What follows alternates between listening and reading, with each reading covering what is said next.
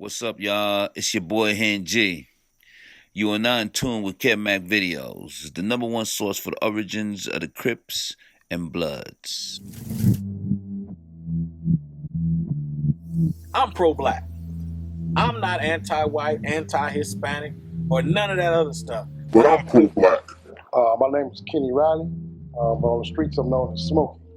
I'm Big Porky from Bush Kitchen, 87 and 116. I'm Keith Mosby. That's my real name. I ain't never ashamed to say that. And I go by Kitchen Mo. Hello, my name is Mark Bowden, formerly known as Bad News. Niggas in the hood call me Jock from the block, 148th Street. My name is Squirrel. When I started cripping, we were all for one and one for all. Little Dog Bruno once again, Chico Bean. Shout out to Chico Bean for giving Little Dog Bruno that Crip walk. That Little Dog Bruno, he got to be 107. I'm Big B-Rat from Westside Center Park Blood Gang. My name is OG Cutes from the Westside Magnificent Seven. You see, being in a gang, you gotta make a transition. You don't want to be in it all your life because it ain't gonna put no money in your pocket. Hey, you had a chance to check out Nuggets video? Boom, boom, yeah, boom, boom, boom, boom, boom. I watched the whole thing, part 1 and 2, because he mentions me in both parts of it. My righteous street name, I'm known by the other name, but my righteous street name is Thunderbird. Thunderbird from the Baby Sloth. My name is Vincent. Getting back to the subject at hand. I'm an OG West Park boy. I hung in this park for many years. Yeah, my name is Taco, Big OG Taco from Westside Inglewood Center Park Blood Gang. Greetings, I'm Lil Caesar, one of the founders of the Inglewood family. Baby Crazo from Raymond Avenue Crip. My name is Mad Ronald. I'm from Westside Rolling 20s Neighborhood Bloods. Excuse me. My name is Elgin Trammell. I'm the leader of Bloods. I started Bloods. Man, I'm too pretty Kenny. Then everybody started shaking my hand because they heard about me. Everybody want to shake my hand. But he wanted to fight me, not knowing, and gonna ask me, did I know Too Pretty Kenny? Nigga, that's me. My name is my name. Everybody knows me as Moon. I'm from the east side of South Central LA. I tell most of these youngsters, you a coward. It's on your birth certificate because you're afraid to fight. If they would just correct themselves and be a man, you soldiers. You soldiers, man. I see a lot of the old rappers back in the days when they were younger, they was all quiet. Now they all wearing blue, doing the sea walk, doing the love walk. I said, okay, it wasn't that when we was out, you know what I mean? And this was approximately in 1963. I said, man, I'm gonna start a clique. I'm gonna name them the Assassins.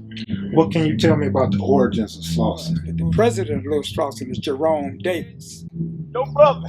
Yeah. He said they got one of them niggas that be with Honcho. He ain't Honcho. They belly bell. How you doing? I've been doing this for 18 years. I've been involved with all this Crip and Blood. You know what I mean? So I'm looking for unity for black, but at the same time, my bros, this is what it is. It's a lot. I'm a lot. I'm Crip. So I'm not gonna put my flag before all that. You feel me? But I always try to make unity. I think it's our job to try to wake the youth up because they don't have no guidance. It's a lot. And I challenge jurisdiction and delegation of authority. From the nigga, I need that. I need on the East Coast, the Puerto Ricans and the blacks, the so-called blacks. We like this. Nigga, I'm from 9-0, nigga, point blank. We gon' get down, nigga. You from Hoover, you from A-Track Gangsta, niggas home. Niggas know Porky from Kitchen. Well, 7-8 East Coast Crips came out in the early 80s, like around 81. But at that time, they had the Swans over there also. I slow down on the music and let them kids do that, even though I still go hard. You know what I mean? I got a soundtrack coming out to a book I wrote called 80s Baby, Dope Boy Loyalty. Well, what you got planned, man?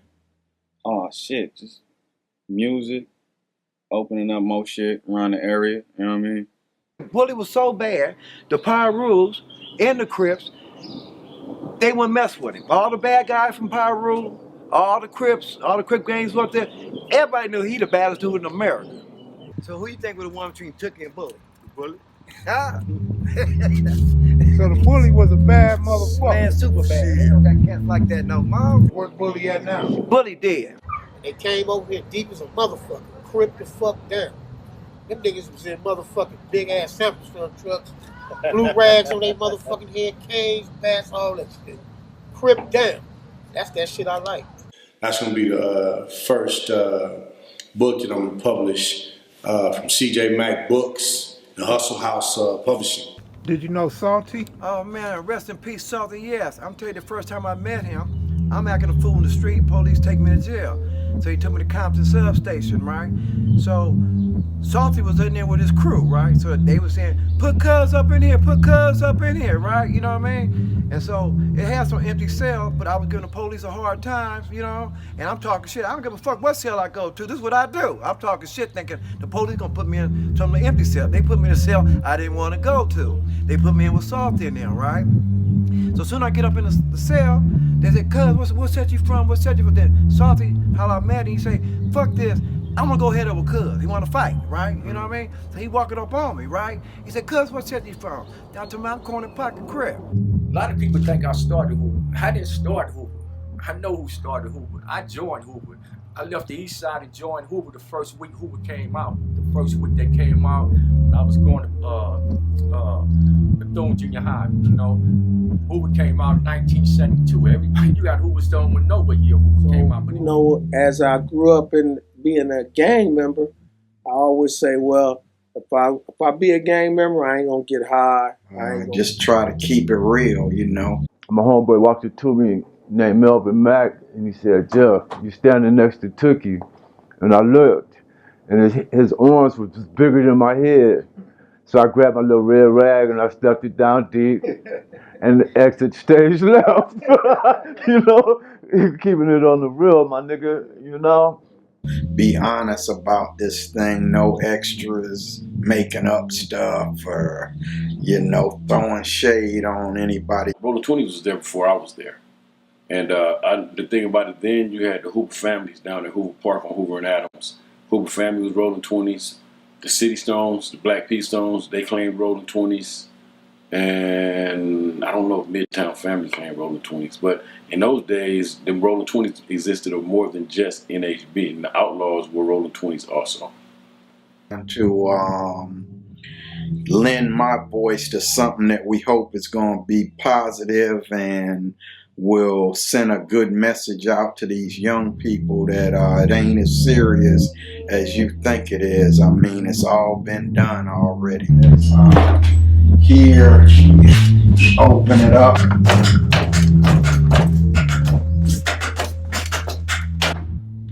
Different kind of techniques and stuff that we do on that thing right there. So it's called the muck jump. Our children are dying in a mass proportion. You know what I'm saying? It's pitiful that people sit by and look as this is a norm. This has became a norm. So I want to give a little history on the hood. Basically, it was Mad Dog, Bandit, and the Homie 2. They started East Side rolling first. We wasn't East Coast. We were just, it came from Harlem. Some dudes from Harlem came down to the project and really started us a Crip. 6 Saw, I hop up, and the nigga over there like, hey, you say you from 6 Saw? I hop up like, yeah, I'm from Rolling 60 Crip. Cuz like, oh, that's right. Like, yeah, my folks do this. You feel me? Like, I guess his peoples were from Harlem 30s or something. I'm like, all right, show the 60s though. The other nigga said again, like, yeah, like, I get money, P. Like, I don't give a fuck about none of that shit. We niggas just flash so big on cuz. 6 Saw, like, nigga, don't give a fuck about none of that shit. It's 60 Crip. Nigga on Rolling 60s, you don't give a fuck about it in a second. Draws went over there, got his gloves on. What's up, nephew? 6 Saw, like, 3 or 4 more homies hop up. The nigga just low-key, like, get spooked. His boy hop up and play the peacemaker and all that. You know what I'm saying? But, you know, niggas just be, you know, shooting little smart remarks. Hey, you bring up New York shit, man. You know, there's a gang of motherfuckers in New York playing the LA role now. Yeah. Crippin' and blood and shit. You coming across some niggas out there? Man, that gangbanging in New York, homie. Straight business. They gangbanging. Respect that shit out here, cuz out here in New York. Doing that shit cracking, cuz we out here, we watch, we paying attention, homie. Know what I mean? I watch that shit every fucking day, cuz. Facts. Cat Mac videos, nigga, you already know, cuz. One thing I don't respect, it's like, okay, bam, if you gonna get into this gangbanging, bang your neighborhood, homie. If you from the Bronx, if you from Brooklyn, if you from Jersey, if you from wherever you come from, bang that. Don't bang rolling 60s and you from, you know what I'm saying, East New York, because you ain't never seen 60th Street in your life, homie. Right. Or if you do, you know what I'm saying, you got to make the pilgrimage. Like, you got to go to Mecca if you a real Muslim. You got to come to the turf and come see what this shit about. And that's sort of how the Vegas niggas, Blackie brought them Vegas niggas to the Thunderdome. Like, y'all got to go to On the set, and because I'm hood, like how you gangbanging in a place you don't have no enemies. This shit don't even exist out there, homie. So, like, you know, but to me, man, just get money. I'm hood. I wouldn't suggest none of these niggas go start that shit up because it's gonna spread like cancer. It's gonna turn into something they ain't gonna have no control over. It's about evolving and elevating. I don't mind somebody having a certain mind frame or even being stuck in a certain mind frame, but if you love me and I love you, you're supposed to want me to do better. I'm supposed to want you to do better. But I also know that everybody that pats you on your back is not looking to congratulate you. Some people pat you on the back looking for a soft spot to stick that knife. Separate gangs tell YA they needed one another. There was a lot of dudes joined the Crips in the prison back then. Either it was out of for protection or anything else. When anybody may join the gang in prison. And then it's some squabble, you know what I'm saying? And then the squabble, you know, escalate, you know, to a full-fledged, you know, throwdown. So when you went to Fremont High School, what was your relationship with the Hoover Crips? We was tight. What up? It's Pac-Man the Gunman. Y'all watching Kid Mac videos. And I want to come, you know, ask anybody, challenge anybody out there for some solutions, what we can do to save our children. But Raymond was persistent. And since he was a likable guy, everybody really wanted to be around him. Monty tried to check me in Morningside, and they knew my face, and they was like, "Blood, on lunchtime, we're gonna kill you." Yeah, red and blue rag. Everybody, because there was no such thing as Bloods went red and Crips went red till like around 74 when the Bloods started wearing the red and the Crips started wearing the blue. Me and Ronnie Berry, RC, we went to Inglewood. I'm talking about I was trying not to sag, all that. I'm at school with a gun. I went there till they drew down on me, punking him. They drew down on me, you know, and it was too many of them. It wasn't nothing to do. With him, his road dog, LB from Power Real. No joke. Shit, we ain't sitting in this motherfucker with missing legs and eyes and shit. I'm talking about how much cripping and blooding we was doing. These niggas be on here all fucked up talking about how much shit they did. I done been shot up. I done been shot and all that. But there's no hope now because a person right now getting 30 years of life and you already 35 years old, you through. Bill had love like everybody else. Everybody had love. We was kids. We had love for one another. That's what made this survive like that. Look, man, I know you grew up in the inner city. I know you gotta fight. So I'm not gonna sugarcoat some bullshit, but what you don't gotta do is shoot your brother. I was born and raised in a neighborhood known as the 60s, between Florence and Slauson, Crenshaw and Western. My earliest memories are of myself, or I had a friend named Marky Boy. He was a Japanese and lived 2 houses from me. My next door neighbors at that time were white, and the neighborhood was a mixed neighborhood. It wasn't predominantly black at that point in time. By the time, I attended 59th Street Elementary School. By the time I got to the 2nd grade though, the neighborhood was predominantly black. Almost all black, I would say. I attended 59th Street Elementary School, and it was there at that point in time that I started formulating different values, started formulating different friendships that have lasted a lifetime. From 59th Street School, I graduated from 59th Street School and went on and attended Horace Mann Junior High School. It was in my last year of junior high school where my friends and we started encountering different groups of guys, you know, and because we weren't part of these groups or maybe these gangs of guys, there was always some type of conflict, you know, bumping heads, people fighting, fist fights, you know, various different things. It was during this time that I was introduced to the gang known as West Side Crips.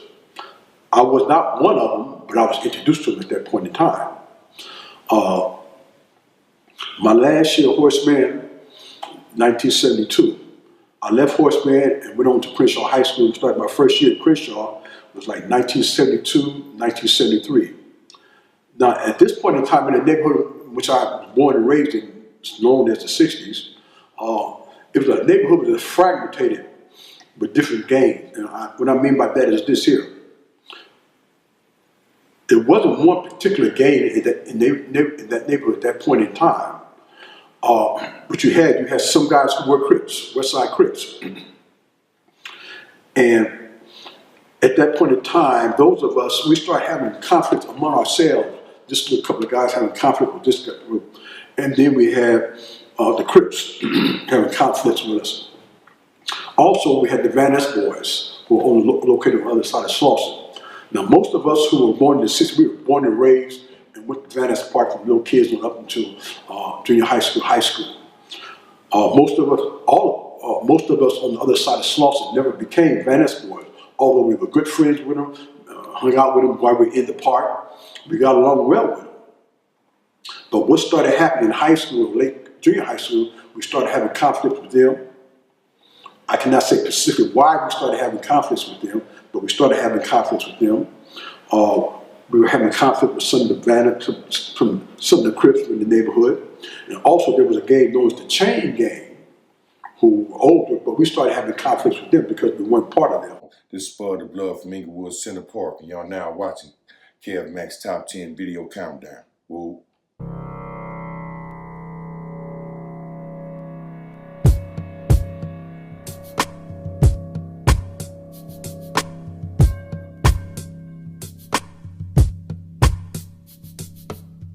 I'm Big Wack from 107 Underground, one of the original founders from the second generation of UGs. I'm so true. And I'm Big Chip, second generation, hung out with first generation U's, Underground Crips. We had Brims and Denver Lanes and Bounty Hunters coming from one side, Power Group coming from another direction, Bounty Hunters coming from this way. And the shit hit the fan, you know what I'm saying? So, yeah, but we was unified, man. It's sad today to see that, you know, brothers tipping on each other, killing each other, because on the reality, my reality, it's like we all victims of genocides, man. You know what I'm saying? Gary Newman was UG. Matter of fact, OG Leprechaun. Yeah, he was OG Leprechaun, and actually he was from Hoover, but he was over there with Momo and them, and he came back over here because all his big brothers was UGs, and he was like, hey, I'm UG. And we used to go in his garage and we used to see the roll call of all the UGs, and we was like, we gonna be baby UGs. What's up, y'all? This is HENGEE, one of those that put ice on the track. You hear it on 6 in the morning. Doing what I do, brother DJ Evil Lee. Back in the day, called the Spin Masters. We came out here and got our grind on the West Coast. Big Pookie Low, Big Pook, from the Rolling 40 Crips. What year did you guys start fighting the Crips? That was in 1970, May of 1970, I say April or May of 1970. This is X-Rated. It's Block Star Entertainment, and you're watching Kev Mac videos. Raymond Washington and Bulldog, they were friends of mine. They would call themselves the Cribs, the Baby Avenues. I walked to school with Twin and Bear and walk home and walk to and from school with them. But when I got to school, I hung with Raymond. Raymond and them, they would lift the weights, they were muscle bound, and they used to walk. Well, you know, your muscles is tight, and everything they walk, it'd be swollen. They can't bring it in. So I'll be sitting over there with I'll be sitting over there with Raymond and Bulldog doing lunch, nutrition, you know, breaks between classes. And Twin and Bear would walk by and say, look at those and hang over some no walking muscle bound fools. I tell the Raymond, that man ignore that shit. Raymond ignored it and ignored it and ignored it. Until one day, they said got tired of it, Twin and Bear talking about him. I came outside of Fremont on the San Pedro side to meet Twin and Bear to walk home from school. I see the school police bringing Twin and Bear back inside the school. I'm in the back of the crowd. I hear Raymond and Bulldog, let's go find Elgin. I'm a little bitty fool. I'm going to let these big niggas beat my ass. They went inside the school looking for me. I hauled ass to the house. I mean, we was in 4800, boy. And Porky came through that motherfucker. I was like, oh shit. I already proved myself, got mines and all this. You know what I'm saying? And then I'm at the phone. Waiting to go to the phone. Porky passed by. It ain't nothing but coasters up in this motherfucker. That motherfucker say, hey, cuz, you from Chicken? Oh, yeah. And I'm keeping it 100. Am I right or wrong? He said, no, you from cheese sauce? I saw it. He goes, no, ass for me. That's on the real, though. You know what I'm saying? But shit, I refused to leave. I didn't leave, homie. Bulldog and Raymond, they would be in the quad. So we knew exactly what it was. We came in there and we commenced the fighting in there. They broke and ran towards the football field. When we chased them towards the football field, Tangeray's, Freddie Clark, and Dustin McCoy and them, they came in from the Avalon side where the football field is. They came over the fence and through the gates and everything. We caught them in a pinch in the middle. We whipped their ass on the football field. About 2 days later, we're sitting at the team post on 65th and Hoover, and I'm walking outside and I look down towards Florence and Hoover. I see a gang of people standing in the middle of the street down there. I looked. I said, what's this? I'm thinking an accident or something like that. And then all of a sudden I saw them getting in a military formation, start marching down Hoover from Florence towards where we were. And I knew it was the Cribs. I went back and said, hey, here comes the Cribs coming over here. So we all came outside. We got to fight. It was about dusk dark. I had a Crib on the ground like this, and I look up. Somebody standing out. I couldn't tell who it was. I can't tell who it was. Somebody standing up and get to shooting up in the air. Then broke up the fight. Everybody got to running.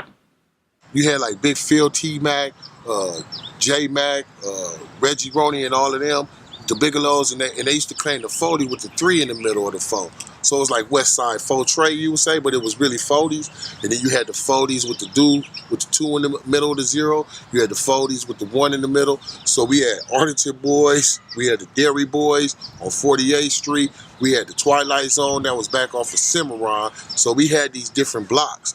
But what happened is that me and Bobcat claimed the 42nd Street, and I was off the 43rd Street because I was on 43rd and 5th Ave. But we hung out on 43rd, excuse me, 43rd and 3rd Ave. Me and Bobcat used to always fight. We would cross out each other's little section. So one day we had a meeting at Chestnut House over off of 48th and Cimarron called the Twilight Zone in the Palace. Me, Big Snowman, Red, Little Snowman, Big Bug, Haley Mac, Chestnut, Spoonie, and Bobcat. So we all decided to be Vernon Avenue because I was like, since we hung out on Vernon Avenue, we hung out on Vernon Avenue and 5th Avenue at Duke's Barbecue. And so since we all hung out on Vernon, I was like, well, let's go on ahead and be Vernon Avenues. You know, Spoonie made up the sign, and from there we was Vernon Avenues. We decided to just be hustlers at the time, you know, and start making money more. That's how that all started. But you had Lil Pookie, Big Wimp, Baby Pookie, and Big Money Mud. They wanted to keep the Crip on it, so they would say Vernon Avenue Hustler Crip. But we was Vernon Avenue Hustlers at the time.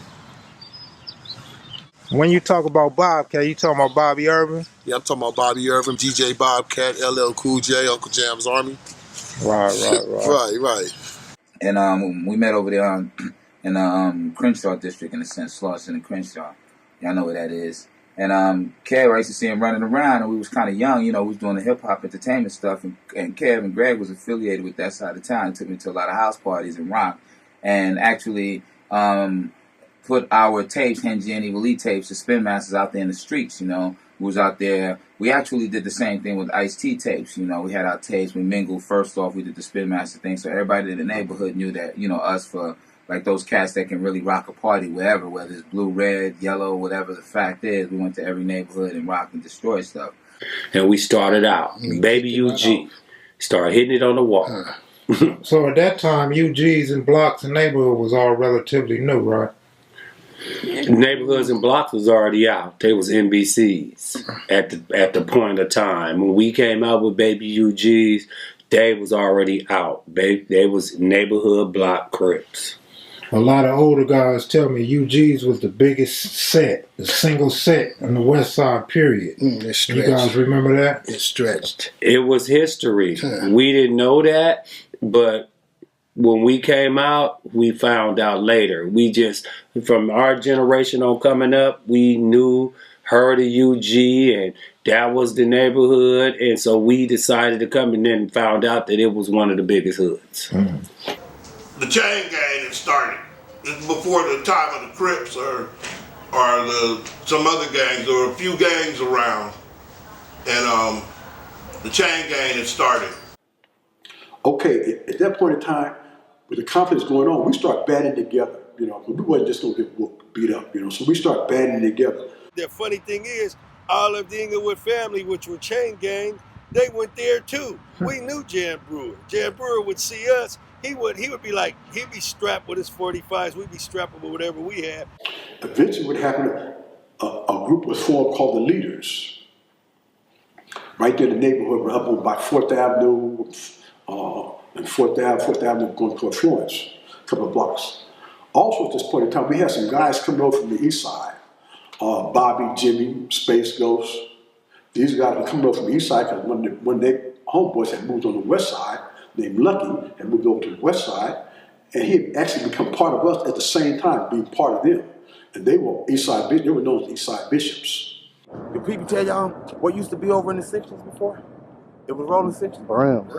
Bishops. Bishop. The bishops, man. Old dude just told us that. So a lot of us kind of gyrated to the guys who were coming over from the east side, the Bishops, Jimmy, Bobby, Space Ghost. So eventually what happened was, we started the West Side Bishops. Now that didn't last very long. The Leaders didn't last very long because what was happening, the Leaders, the West Side Bishops, and the group of Crips that were in the neighborhood at that point in time, we were all buddies. We all had grew up together. But now that we're all part of these different little groups, we started having these head-on conflicts, you know. And, you know, our mothers and fathers were part of the PTA members together. Our mothers and fathers, they went to the same churches together.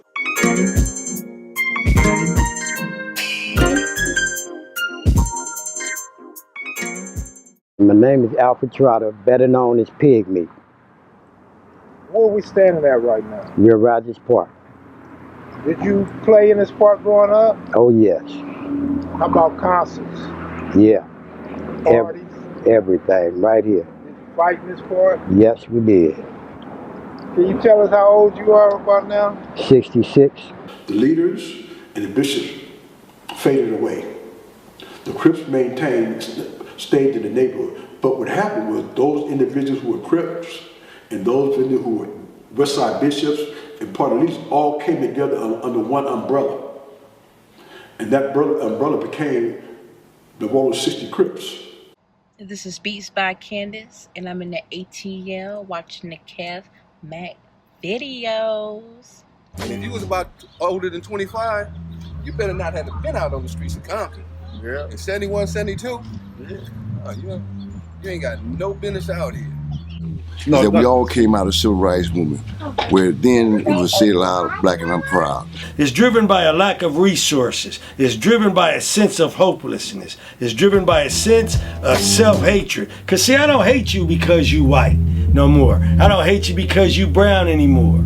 I don't hate you because you wear red, orange, blue, or green, or whatever you represent. Cause I got better sense than to do that now. We wasn't actually gang banging. We were actually taking care of our own neighborhood. That's what CRIP stands for, Community Revolution in Progress. But as the years went by, we got away from just protecting our community, and we became the aggressor. Everybody was proud of where he was from. We were too proud. So as we coming together now, we want to get together, Bloods, Crips, Black, Brown, poor whites, everybody under oppression to come together with unity. And that's where we're going to win. You know, we're going to get political, we're going to get educational, and all those things that it takes to overcome this oppression that we're under. And this concludes season 1. Hey there, KM Maniacs. This is Brooke, aka Lady Twin. And you're watching my bro, my comrade, Kev Mac's Top 10. And you know Kev is always going to keep it real. Because that's what it's about at Kev Mac Videos. All right, KM Maniacs. Cheers for now. Number 11, the 5th most views and over 2K likes for one video. Sporting the afro and a display of colors, this throwback Pyru is one of the most laid-back and most viewed videos on this platform. Jock from the block, better known as Giacomo. When it was Pyru, what did you guys call yourself? We was captain of the Park Boys. And where does the name come from? From Roy Campanella was a baseball player, played for the Dodgers.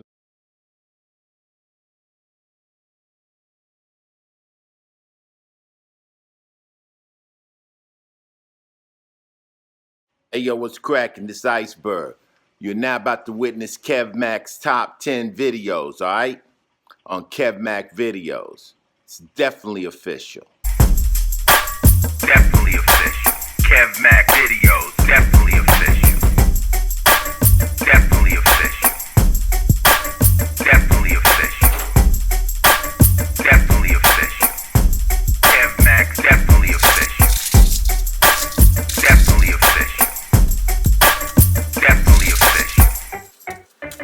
Definitely official.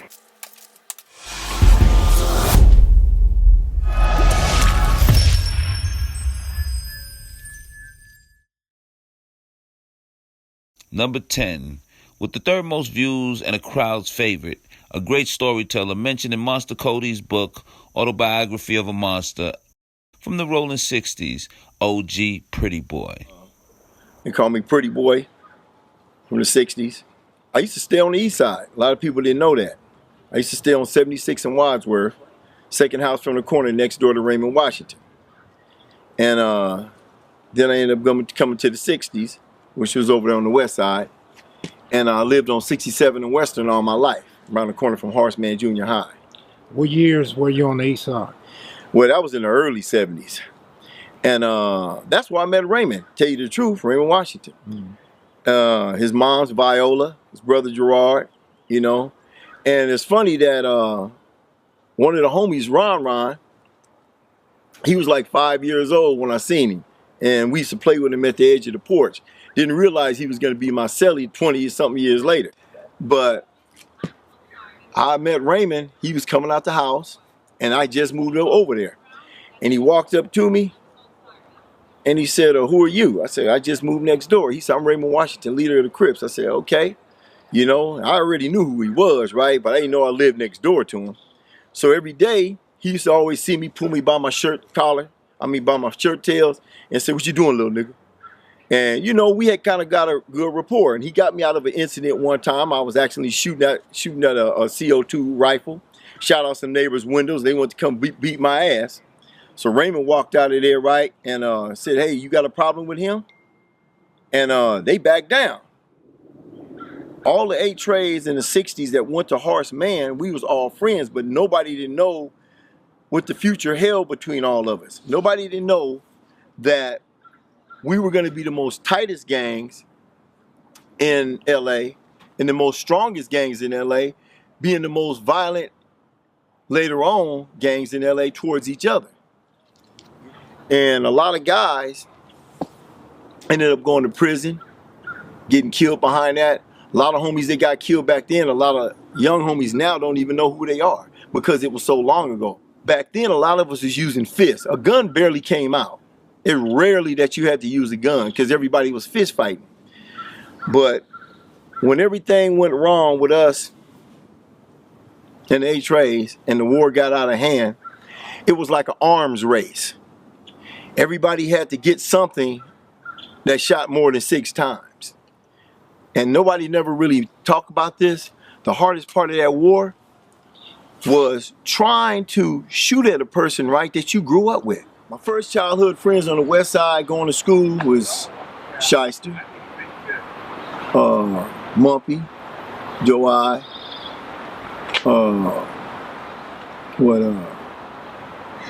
Moncrief, Huey, Babyface, Joe Rat, you know, Lunatic Frank, Pie Face. And Horse Man, that's when I started really being active, you know. That's when I started really being active in the Horse Man. I went to Horse Man started in 72, 73.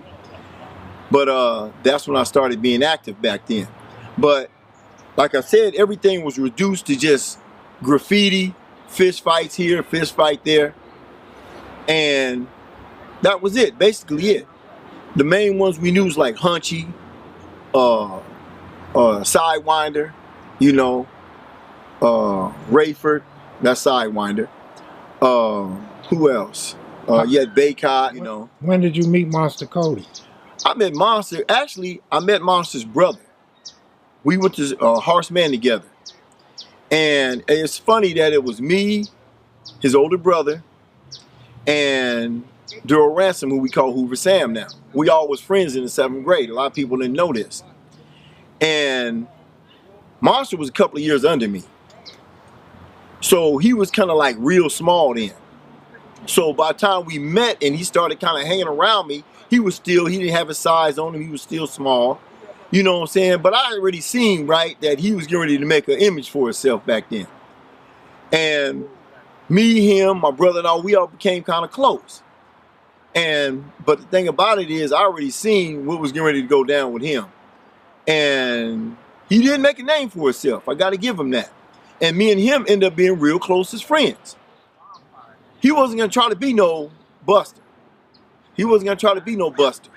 He was going to make a name for himself. But like all of us back then, right, everybody had to create their own individual name for themselves. He made one for himself. I made one for myself. You know, he made his out of brutality, beating up people. And I made mine, you know what I'm saying, fist fighting. But my reputation came from behind a Tommy gun. Where did you get the name from?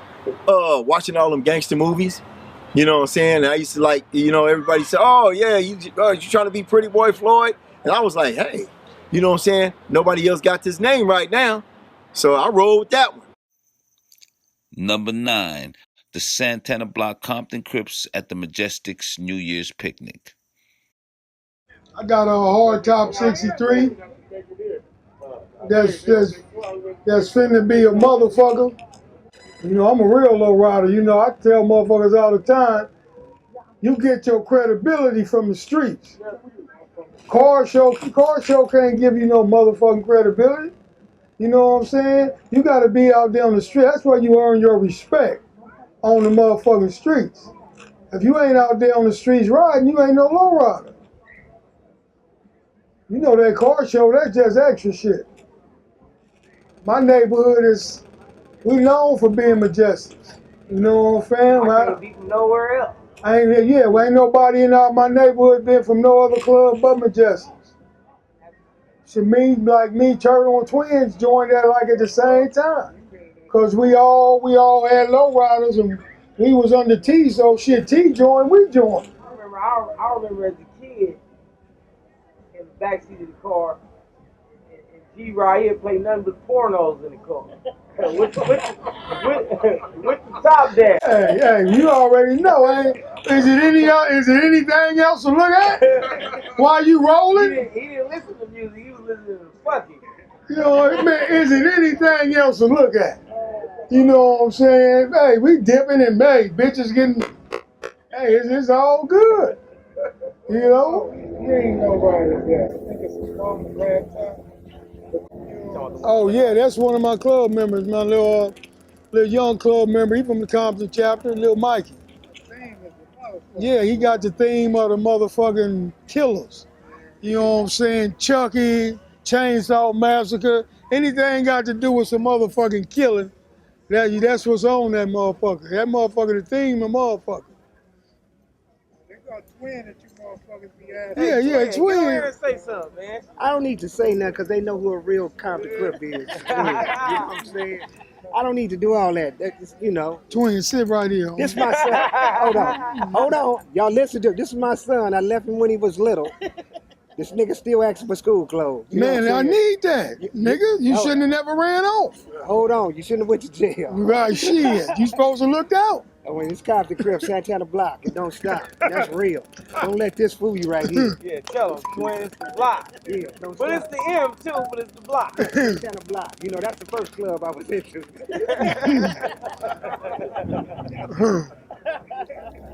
I was tighter with the other one than this motherfucking No, the faggot. reason why. You know what? You know what? I'm gonna tell you the truth. No, get the fuck. Look, no. I had my own twin, and Turtle had his. See, you know, no. He was on T-Nuts. Wait a minute, let me finish. Let me finish. This nigga said Angelo. Look, Angelo Angelo was my motherfucking road dog. Me and T you know was what I'm like saying? this, dog. Him and T was like this. Yeah, what any we other already nigga know. tell you, we know the real. Yeah. And this is But like when T passed, when T passed, rest in peace, I had to take him under the wing. No, that ain't real, dog. I took him under the wing because I felt sorry for him because he was losing out because I had to help him out, dog. His mind was all crooked and fucked up. So I fixed all that. Okay, well, I'm glad you fixed it. Yeah, he all right Goddamn right now. me. He all right right now. I was with him when he got his first shot of pussy. Oh. He was, yeah. He's lying. Yes, I was. I'm not gonna get in that conversation like that. Hey, I was with him. He's lying. I was with him. He's bringing up some stuff so he can look good. I wasn't with you. No, you wasn't, G. Your favorite. No, that wasn't your first shot. Now I'm his son. He must be older than all of us. We already had DNA and everything. Well, I'm about to ask you for some money then. T, I mean, he had a special gift, man. He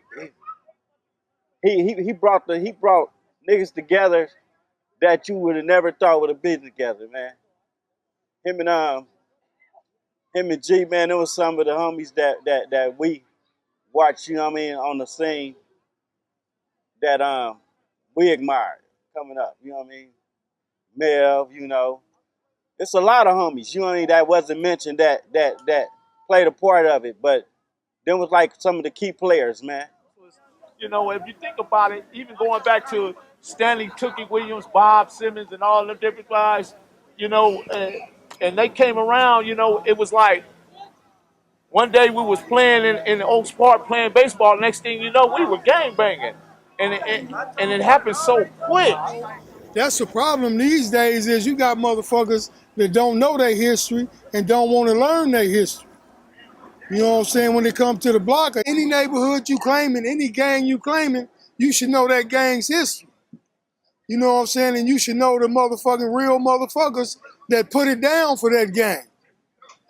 Because, yeah, we had a whole lot of motherfucking homies, but it wasn't a whole lot of homies on the front line. Number 9. The second most views and the only man on Kev Mac videos to lay the groundwork for a change in his community by starting with the kids, handing out school supplies, new tennis shoes, backpacks, food, field trips, and opening up a school to educate kids and make the playground a safe environment in the community for school activities. Representing the Crenshaw District and Hyde Park community, most of you known him as Big U. Big U. He's probably about 70, 80 deep. All the homies rode to 46 and Western and jumped out. So the brothers from Nation of Islam was like, man, y'all can't do that over here. Now, y'all not going to disrespect us and have these cats in our neighborhood. You know what I mean? So we was at a standoff. So at the time, Captain Malik, who was it? Captain Malik. It was Khalid Muhammad, rest in peace. This was when I first met Khalid Muhammad. Captain Shaheed and Malik. And they was running the mosque at the time. And they came out and they was talking to us and they was like, you know, who running this? And I'm like, we ain't got nobody running it. It's just that right now, you know, I'm the one you talking to right now. So from that point, they was hunting me down after we came to understanding that wasn't gonna be no good look for them to go in there. Not in our neighborhood, you know. So they ended up not going in. We ended up coming to a medium later on. We met with them later on with the Nation of Islam. And so they started pursuing me real hard. And I had already been studying Islam. I was kind of raised in Islam with my uncles from a baby. I actually was raised in Islam from a baby. And so it was natural for me to just kind of still connect back to it. Malik Muhammad, gave me the name Hannibal. So that's where the name Hannibal came from. So it's based off the North African general? Yeah, it's based off of General Hannibal of Carthage. And if you know the history of General Hannibal, he was the last African to ever challenge Rome and challenge any standing white nation.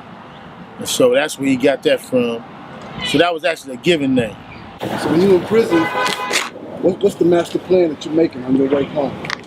Oh, when I was in prison, what was fortunate for me was I was in a SHU. I just did 3 years and 9 months in the SHU. So in the 3 years and 9 months, I had wrote a whole lot of stuff. I wrote some books, some movies, but I wrote a plan for developing option. I wanted to come home and kind of like just do what the homies was already doing. I was hearing that they was doing football, having football programs, and just all the community stuff I heard Key Rock and them was doing with the president and all that stuff. But I wanted to do it in a way where we was gonna be able to control it.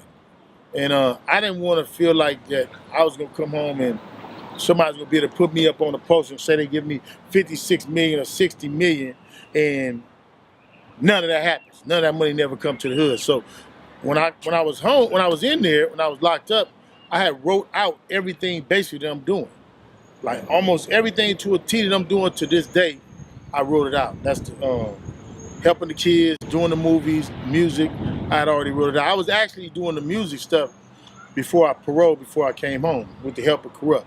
But what actually helped us to actually move along was Mark Martin, AKA Bear Claw. I had the car, but he was the engine. I'm gonna say that, like, you can have a car, a good look and a good idea, but if you don't really have an engine, the car ain't gonna move, it'll just sit there. So I had already formed Developing Option before I paroled and came home. It was at the time, it was called Ex-Offenders Fellowship Network. I paroled in 2004. I had formed Ex-Offenders Fellowship in 2003. My wife had already filed all the paperwork before I came home. I'm fresh from prison. I don't know a lot of the little homies. I don't know a lot of the people that's moving in here. And that was when me and Claude got together and he brought the engine to the car. So now the car can move. And I went to Bear Claw because Bear Claw had claustrophobic records. And he was already doing everything that I was trying to do. And so Nipsey came out of that in the Slauson Boys. But to Nip's credit, Nip was already going. He was already moving. It was just that I brought the connections that he needed to get his stuff going. Now Nip had already had videos, had already had a mixtape out. He had already been moving in a major way. And Steve Lobel was our connection to the East Coast because he's from the East Coast. And so when we met him, then I met mostly everybody else was kind of from the West Coast. But it was really Steve Lobel that helped me and Nipsey get on. We have a contract with Saya, and they have a school. So we actually do mentorship there. We do tutoring program there, and we actually basically help them run the school. It's more of an alternative school for kids who not making the grades. It's also called a recovery school, credit recovery school. We've been there now with four, maybe 5 years. And we're actually in Crenshaw High School, Saya, Horseman, and several other schools now with our program. Big U, K-Mac, Bear Claw, Mark Martin, Big D, Mad Dog, and I think that was it. We all had came together and decided to start another organization that would move a little bit better for the Crenshaw community. And that was the Crenshaw Coats. The reason why we took on the name the Crenshaw Coats is because at the time, Dwight Freeney was our benefactor, and he had gave us like $170,000. We did not take on becoming the damn Crenshaw Coats because they had a U on their helmet. That's the silliest shit I ever heard in my life. I hate when people say that. Like I'm that narcissistic to want to have a bunch of kids. Nah, man, this dude gave $177,000 to buy us equipment, pay our fees and everything for 3 years. So that's the reason why we was the Crenshaw Coats. We just became the Crenshaw Rams 2017, our first year, because the Rams came to LA, and I was so tired of hearing people say we was the Crenshaw coach because of Big U. I don't even like the coach. Man, I'm a Minnesota Viking fan, and now a Rams fan, and a Chargers fan. We need to get 10 men from our community who all willing and ready to move the same way, as far as business, as far as education, as far as more people to help do what we're trying to do. I think that I challenge our community. I challenge the men in our community to be better.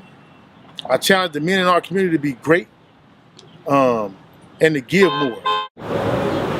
We don't have enough of our big homeboys in all of these different communities who's doing enough to help the next generation of kids. I'm fortunate enough through our organization to have over maybe 200-300 kids that went through our program. I'm fortunate enough to have over 300 kids who went through our program who went through college. We got about 15 kids that's in the NFL. We have other kids that are successful in doing all kind of things in our life. But we need more homeboys and OGs to really step up to the mantle of being an OG. We have the ability to establish what an OG means, meaning that in all these different neighborhoods, I see these dudes saying they OGs. You wake up and you're OG, but you don't have nothing positive to give to a kid that's claiming your neighborhood. You can't say to a kid, man, this is where you can be at in 5 years. This is the road you need to take to get there. This is where you need to be with your family. If you're not able to tell a person where they should be and how much time they should be spending with their kids and what the education they should be giving their kids, how to pull back, how to give, then you're really not nobody's OG. Number 8. He brought you names such as Too Pretty Kenny and Michael Duro. He's from the Nickerson Garden Bounty Hunters on Triple OG Frog. I go by the handle that the Nickerson Garden know me as a Triple OG Bounty Hunter Frog #1. When the game came out, hey, that was a whole nother ball game right there. I was in junior high school when everything hit the fan, 7th grade. And the Green Jacket was the only thing in Watts besides the Green Jackets. Matter of fact, I take that back. You also had the Packs and the PJs. They was the Packs at the time under Anthony Baylock and Billy Hope under their authority, their leadership. And the Green Jacket was under Ray Boyce, Nickerson Garden Green Jackets, and Alfred Pygmy, Jordan Down Green Jackets. And they unified them together and became the Watts Green Jackets. And that's how that went. I know for a fact Ray wasn't there when the Crips came out because he was locked up. The Jordan Downs, the Pygmies, them guys loved him like a brother. They never even really called him Ray. They called him Rhea. That was his name, for his beloved name for the Jordan Down Green Jackets. They greeted him in a loving way. And he was right there with Alfred at the top of the list. 2 generals, knockout artists, both of them. And he was a very humble individual. He didn't believe in jumping on people with a gang of people. He believed in head-up fights. He liked to be entertained to see head-up fights, to see who could throw them dogs for real. Because in his mind, he always felt that any old punk could shoot a gun. Watts Labor Community Action Committee. And that's where all the teenagers had to go every summer to work. And my homeboys, we used to just hang out like wolves, you know what I'm saying? Waiting for somebody to get a check. So when them guys come down there, coming towards Lansing or 112 or 108, we be on the prowl, looking for somebody with an ace deuce or earring to rob, either from Corver side or from the east side. Tyrone Tate, he started the first Crips over there. If Raymond could have got us to join the Crips first, we would have been his first step into Watts. That's what he wanted. And that was called Hickory Street. Tyrone Tate and Freddie Tate, they were also Green Jackets. And Tyrone for sure had hands. He's another Sugar Ray Leonard. You know what I'm saying? He know how to mix the blender on you real good and pick you up and dust you off. So he didn't have no problem squabbling. But I think the reason why he started Hickory Crips, because I believe that the intimidation factor from the east side was kind of getting stronger and stronger. And, you know, sometimes people just give in. Junior Thomas lived on 112th, where the bounty hunter started at. And it's a wall, maybe about 10, 15 yards from where he lived, where he gave a famous speech to all the bounty hunters when we first started. Well, Percy Jackson, he's my age right now, 59, going on 60. He the one that came up with the name. And Gary Barker took the name and wrote it on the liquor store wall. And Junior Thomas took the name and put work in on it. Yes, serious work. So much serious work that Raymond Washington wanted the bishops to take Junior Thomas out. The third most requested by viewers, fourth most views. He took Kev on a tour of his neighborhood, and he's from the rolling 90s. Big Miz. It wasn't until I went to YA and came home, and I was, you know, I had a lot of, lifting weights, and I was on swole. They started calling me Big Miz. Now we finna cross over into 87th Street Hustle. And it's 87th Street. This is where we grew up. This is where a lot of 9-0s. That's the home I grew up in right there. This is where the 87th Street Hustlers originated at. This right here was the junkyards. This is where the 9-0 started hanging out at. This was the junkyards. 87 Hustlers beginning, huh? Yeah, 87th Street Hustlers. Maybe about after a year of that, we wasn't like really reputables, but we represented. And the guys that had the established gangs like the A-Trade Gangsters, the 9 Deuce Hoopers and all that, they knew about us. But, we was just dudes that was just like kind of like what you would call wannabes. We wasn't really Crips, but we wore blue rags. We wasn't officially a Crip gang.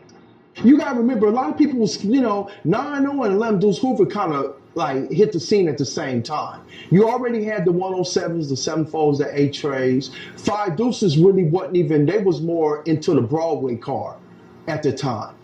So you had, and 9-4 was just 9-0, 9-4, and 11 Deuce all kind of hit the scene at the same time. So Melvin, Burt, Silver, Phone, Jay Bird, Snake, and a couple other people I don't want to mention. They decided they didn't want to be from actually 9 Deuce, but they did want to be from Hoover, so they came with 9-0 Hoover. And because Phone lived on 92nd, they hung out on 92nd, but it originally 9-0 Hoover originated on 90th and Orchard. Actually, 107s came. A lot of them dudes branched off from 9 Deuce. I'm sorry, a lot of them dudes branched off from 9 Deuce, and they started claiming 107. I always looked at this banging, man. If you invested in somebody, either they're gonna give you a good investment or they're gonna give you a bad investment. Ghost always told me he wanted to have one of the best squabbles in LA.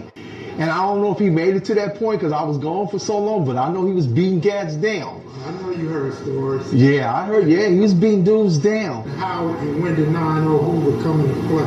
9-0 Hoover came into play around 77, late 77, early 78. A7 Hustlers kicked up with 9-0 Hoover in about mid 78. Another classic in its own right. Another one of the most requested interviewees, Hawkeye, better known as OG Hawk from 107 Block. We're in the West Side Crip. I started 107 Block, 1975. Podville, me, Larry Podville, BD Podville, we raised pigeon. And we thought we lost a pigeon. And I looked up in the sky and said, she ain't lost. Like, how you see that motherfucker? They said the Hawk done got it. I said, no, it didn't. They said, man, you got eyes like a Hawkeye. We finna name you Hawkeye. And that's how I got that name. I'm the one met Melvin Hardy first. That was 1969. He moved on 113th Street. I met Melvin. The homie didn't like him because he grew up on the east side. But Melvin was a fighter. Melvin fought, he wasn't scary. And then next thing I know, they liked his style, his get down. He became effective with us. So that's when my homeboy, We had a gang of T-shirts called the Smacks. Smack T-shirts with Charlie Brown slapping Lucy. And it said Smack on it. And he passed out a whole box of them T-shirts to us in Jack in the Box. Back there on Pearl and Weston. It's Baskin Robin now used to be Lucy. So we had all these shirts. So we took all the shirts and everybody put one on. We walked on Pearl and Weston. And all the homegirls and homeboys come from Henry Clay and Washington. They like, who the hell y'all think y'all live? What did all them? Y'all got the same T-shirts on. Yeah, because we the Smack boys now. The Smack started in 1971. What year did you move on 107? 1966. The 95th and Figueroa. So I knew a whole lot of people over there too. You know what I mean? Freddie Mingo and shit, Kenny Bush, they wind up, some of them wind up, I grew up with them over there. They wind up being enemies to us, becoming the Walnuts, the Manchester Park Boys, you know, ones I knew and grew up with at that time. When we moved away, shit, it was over off the west side, but I always came off the east side too. I knew Craig Munson, I knew all the Munsons. I lived on 88 Coppin Avenue for like a year. So that's 8-9 hood now, and the kitchen, I know all the kitchens, you know, ran with all of them. So I was a person that went a lot of places and go a lot of places. I knew a lot of homies. And shit, when the gang formulated, we all hooked up. What made the Smacks turn into Crips? What's that about? Because we found out that Melvin Hardy wound up knowing Raymond Washington. And Raymond Washington started the Baby Cribs. So they used to come on 113th Street to see Melvin Hardy. When they come to see Melvin Hardy, we all got introduced to Raymond and all the East Sides. Batman, Craig Craddock, Number One, Ecky, J-Dub, all of Dead Eye Clint, Alden Jones. So we became homies. They was Melvin homies. We became homies. Number 5, a community activist, soon to be author, the most requested, maybe the best storyteller, filmed at Ground Zero, surely a classic, a must-see, Big Nugget. Boom, boom, boom, boom, boom, boom, boom. Your ass check that 9mm in at the substation. It's off his doctor's cotton, man. What the fuck is you doing? Rushing in with your head down because nobody taught him how to fight. See, we teach them. We got a Thunderdome over there. You come on the Raymond, you're going up in the Thunderdome, nigga. You might be up in the Thunderdome for a week until you get a win. But you better know. You know how to fight now. You ain't got to run. And your first result is not going to grab a gun. Because if it's a one-on-one thing, you better try to whoop his ass. Marcus Player. Spark. Right. He is what I consider the founder of the Raymond. Spark and Lavelle. Some of us was Westside Crips, some of us was underground, some of us was UGs, and then everybody just said, you know what? I live over on this side. Let's click up and do our thing on this side. 60 got together, done their thing. Babyface, Baby Huey, and their brother Rick. Rick, you know Rick? Rick. Not Big Rick. Rick. That's facing them oldest brother. Skinny, dark skinny Rick. They used to live right down this street over here. They was with their mom, they had a house over here. Actually before I caught my case in YA, went to YA, I used to live right there. House right there. See the big house right there? I was at war with these blood dudes out here, Jan Brewer and them like this. What I did, before I went to YA and caught my murder, it was see this apartment right here? It's called 3850. It's probably like 13 little dudes out there. I used to come over here and kick it with, do all this old stuff, and they used to go, whoa, blood. Man, the Bloods just came over here and told us we gotta turn blood. I said, what? Whoa. So I said, what y'all gonna do? Oh, nah, man. We 102nd Street, man. We're gonna be 102nd Street Crips. We got to be rankings. Because if you just 102nd Street Crip, they just gonna come over here and take over y'all. They like, ain't nobody gonna bust on us and do all this. Me and my cousin James, and in his backyard, got his mama's Grand Prix. Got 222 rifles. Drove down the street. Came through the back of this apartment and just started busting in the air. Pop, pop, pop, pop, pop, pop, with red rags on my face. Fuck y'all. 20 minutes later, we come pulling back up. We was young, trying to get that car back in there before his mama found it. And them, they just bust on us. Who bust on you? The family. Y'all niggas, let's do this. Do it. Kill old boy in front of him. Take them all with me. I gotta use a scapegoat. I got to empower myself. Bow, bow. Next thing I know, I get caught. Why? Come home, 1980, November 20th.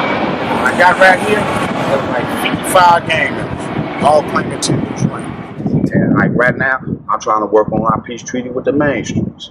But everybody don't realize the Hoovers started hating us because of our alliance with the 60s. All that shit started in the 80s, y'all and them. Who do they see together all the time? What, 60s over here? It was Raymond's on Brian Hurst. 8th Ave, 11th Ave, you know. The Raymond Hoover beef is the 80s, the 70s beef? It's a 70s beef, but it was no... I was going to Henry Clay, man, in the 70s, man. And we had fist fights because they thought they were stronger than us. But you don't got no chunkers. See, we got a few niggas that's chunking them.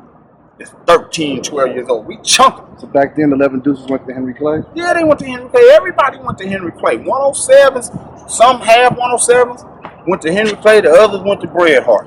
When another came from the rolling 60s in 4800, on drugs, you got your ass whooped. You got that ass whooped. I watched them take homies from the 60s, tie them up, pull their shower, they jumpsuits off, and took them old white county jail shoes, the hard plastic, and whooped niggas. So other gangs started adopting that in the Crip model. Don't allow no homies to come in here smoked out, because this basically is a battleground. 4800. It's like I told everybody, you know, I'm writing my book, Kev, and I'm contradicting what Monster said about 4800, how they was just mashing the 60s. No, tell the truth. Tell the truth, Monster. When you motherfuckers was 25 deep and with 4 60s in there, you was challenging. As soon as they pulled that fucking raid over there on Brian Hurst and the Avenue, and that whole 2 showers was rolling 60s, you motherfuckers right there. Now we rolling 100. We don't get along with the Watergates. We wasn't getting along with the UGs. But the rolling 100 consists of this. Hold that, bro.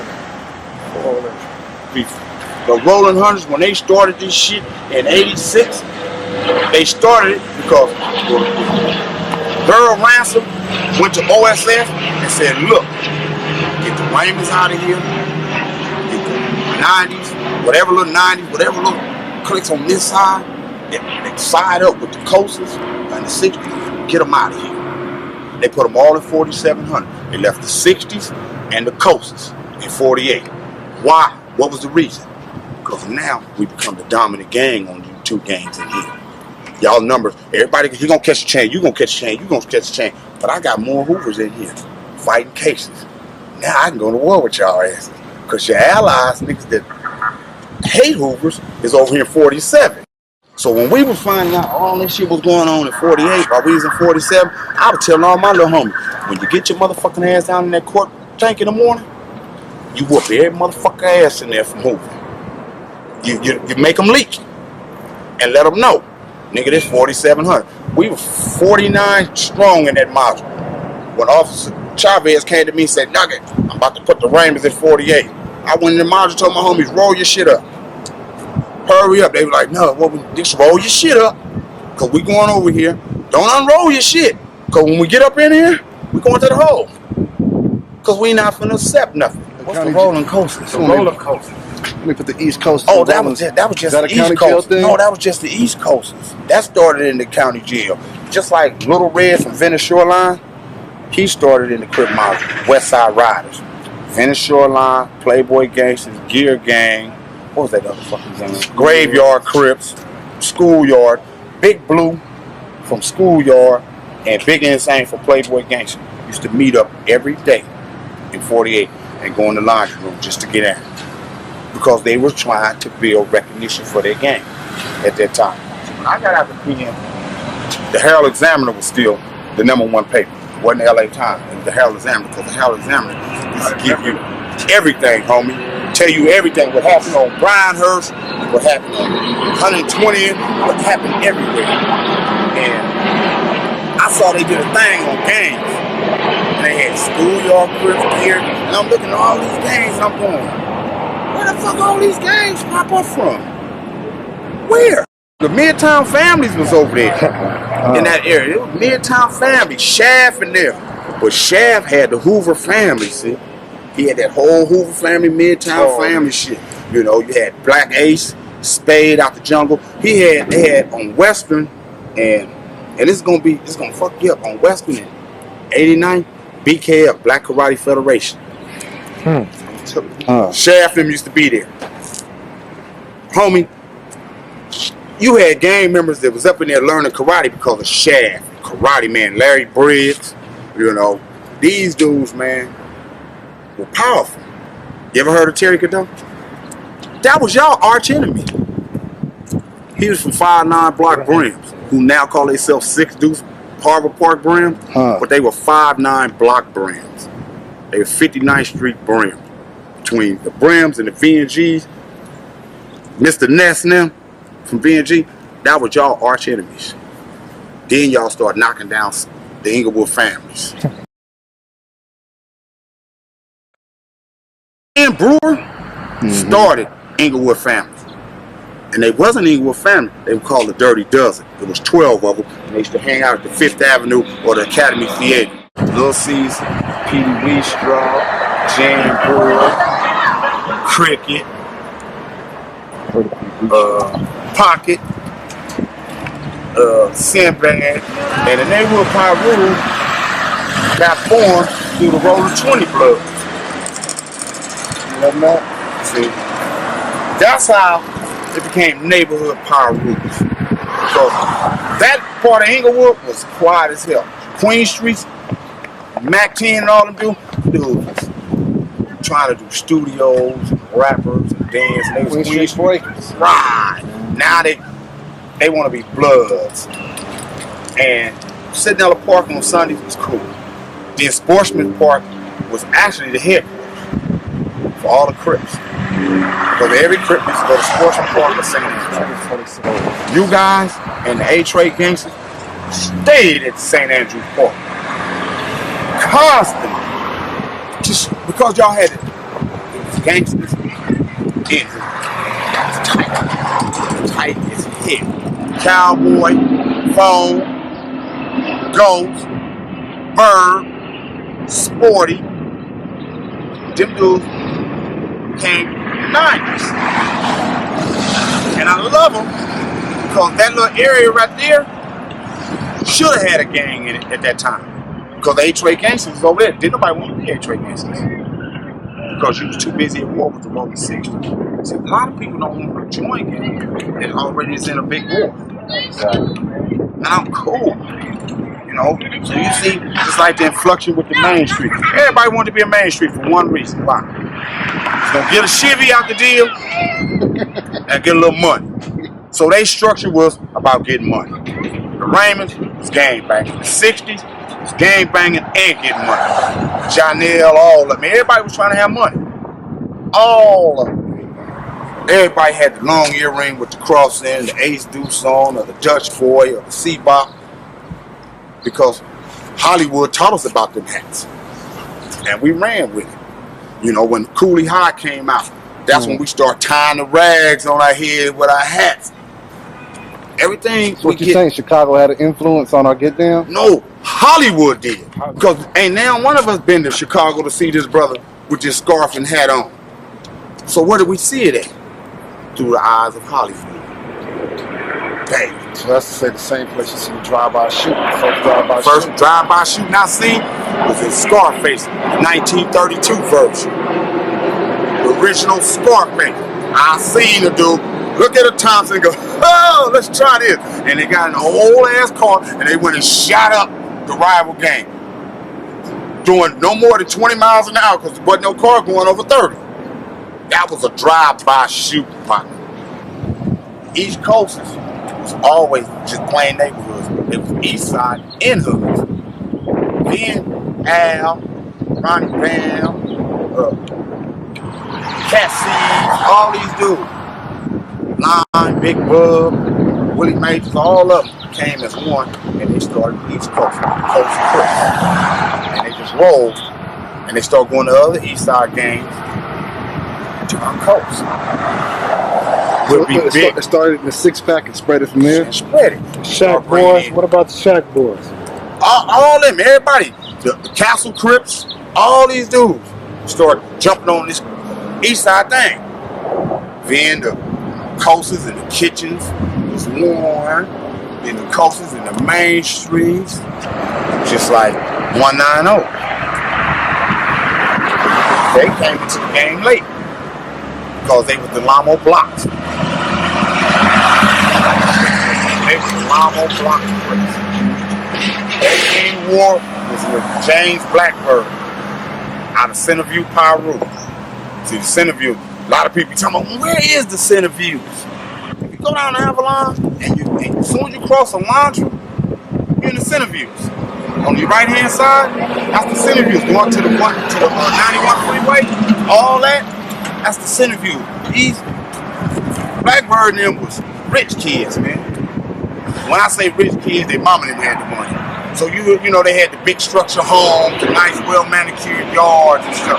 But they thing was to fight the Lantanas. Because the Lantanas would come through the swamp and mash them. Go over there and take their bikes, rob. You know, these dudes be riding around with $200 swing bikes, apple crates, all up.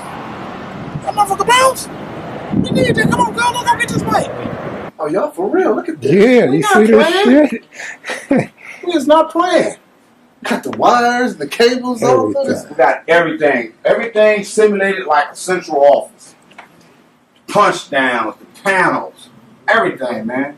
The running the power cables, like we got a pole. They even got a pole climbing class. We got it happening, man. See, the computers are set up for the students. You know, everything. We got a little office. This is the lab.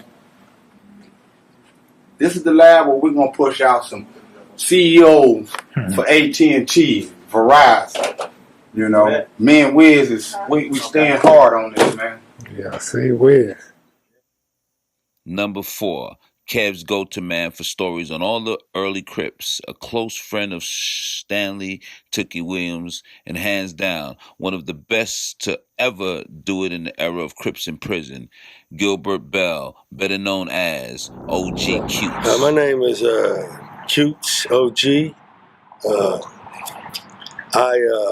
I felt like, sharing some true history about my childhood and the childhood of others, but mainly, how my gang started, which was the Magnificent Seven.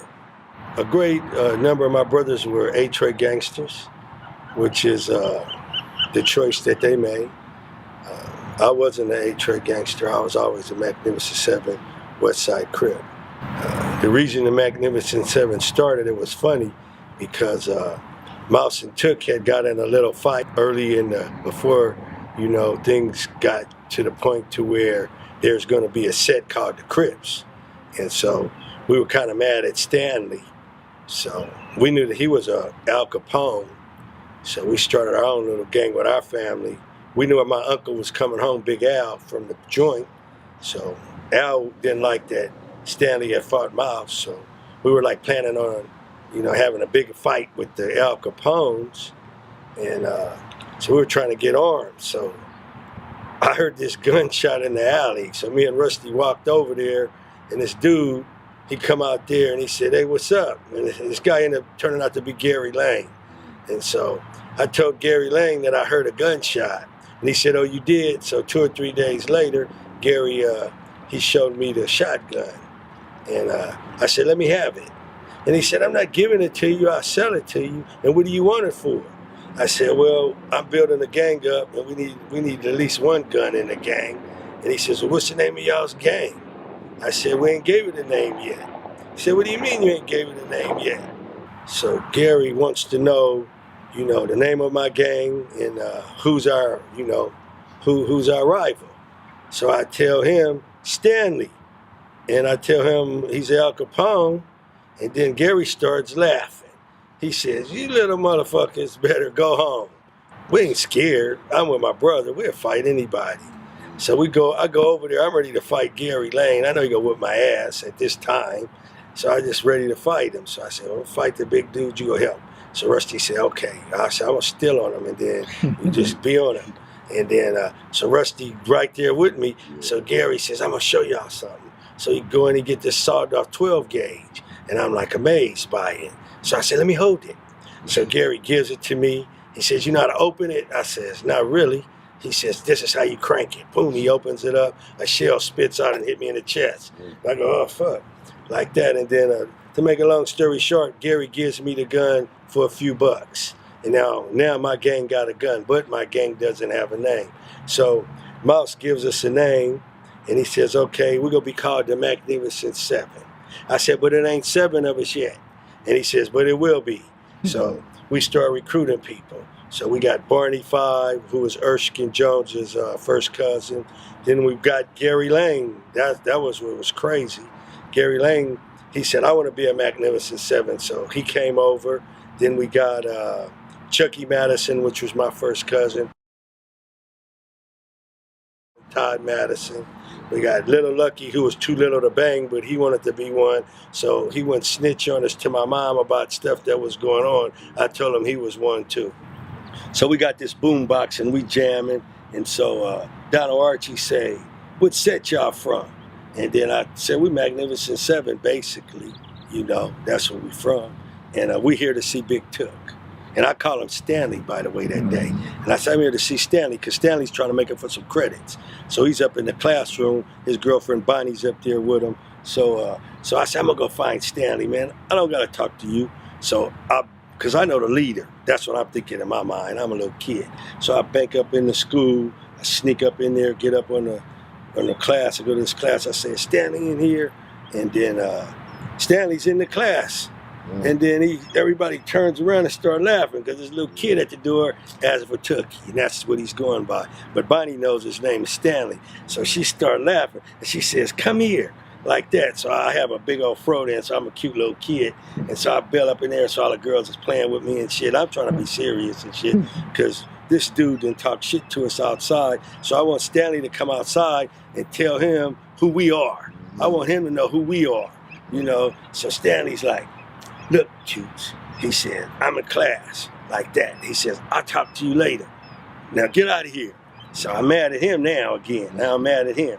So I bank back outside. So when I get back outside, they got Mouse's radio. So they holding on to the radio and shit. So I said, oh, shit. So I push one of the little homies away that was over there at the time. And I said, hey, man, get away from my brother, like that. And then now they too deep now. So we start walking back toward the Normandy bus stop. And I said, man, that's fucked up. We got to go get Big Al, like that. So Al finally comes home from the joint.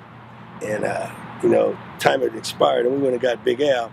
The first person we go to get is Donald Archie. So we bail up into Donald Archie's house. He lives upstairs in the back. So we go up to the stairs. I got a golf club. So I knock on the door with the golf club. Pop, pop, pop. So Donald opens the door. Now he sees us the 7 in front of him. And then he's like, what's up? And then my uncle, big buff uncle from the farmers, when we called the brothers that come up out of Compton farmers because they had cows, chickens, and whatnot. And they didn't like being called farmers, but that's what he was. And so the farmer, Big Al, said, I want my nephew's box. And like that, he said, well, I don't got his box. I said, you got his box. You a motherfucking lie. Like that. And then Donald's mama comes to the door And she gets in it because she don't want to see a bunch of stuff go down in her, living room. So she says, you better go in there and get that radio and give it back to these kids right now. So we steal kids, basically, I guess. So Donald goes and get the box and he gives it to my uncle. And so from that day on, Donald was like, okay, we get recruited. We get jumped in the set. And so my initiation was this. He took his glove and he went across my cheek, and that was it for me. But Miles, they put dogs on him. Bing, bing, bing, bing. And Miles was trying to fight back, but there was too many homies on him. So Took held me back because I want to get dogs put on me too. I want to get in that shit. And so Took says, you ain't going over there. Stay your little ass right here. And so Mouse gets through getting his dogs. They beat Rusty up a little, but not bad. Because back then they didn't have no Baby G's to do it because we were like the leader of the Baby G's and shit. And we started having other interests outside of just going down the street fighting another gang that's, just across Florence or across Western. Then we started, having girlfriends. Girls started liking us. And some of them lived over here on that side, and it was vice versa. Michael Jordan, he would always be in my hood. What brands did you guys have beef with? Oh, I used to fight with all of the brims around my age, and Terry Cadeau? They would, but me and Terry Cadeau was me, Terry Cadeau, Big Country. A lot of people don't know that we're friends. A lot of people don't know that we've been inside of each other's car. When Terry Cadeau used to have the LTD white Ford, me and Terry would be in that car, talking. And but Bulldog brought all this together. The powerful Bulldog through the long table. A lot of people didn't know that me and Big Country were friends. I used to take Big Country home from the long table, and we would sit in the car and talk. I know that he don't get high. He likes to eat ice cream. So anybody looking at this, if you knew your G, you would know this. Me and Elgin was friends. I sit in Elgin's Cadillac. We would kick it. And Elgin, he was a good, solid brother. And my auntie lived right in back of him. So, we knew each other. Anytime some shit would happen to where there was going to be some gunplay or something, Elgin would come on my street and we would discuss shit like true G's is supposed to do. Elgin wasn't no scary-ass dude. And in the long run, what violence got me is a life sentence. Number 3, Kev's teacher, The Quiet Storm, cooler than an Eskimo's paws, Angelo Barefoot Pookie White. Pookie co-founded the West Side Crips. During the civil rights movement, it wasn't too much street violence going on with gangs. The businessmen, the gladiators, and they were pretty much local gangs. Big Munson, who started the East Side avenues. Most of them was jailhouse, street fighters, and they would come to the West Side and turn out to dance, the Tom Cross record hops, and all that. And that's what Raymond came out of.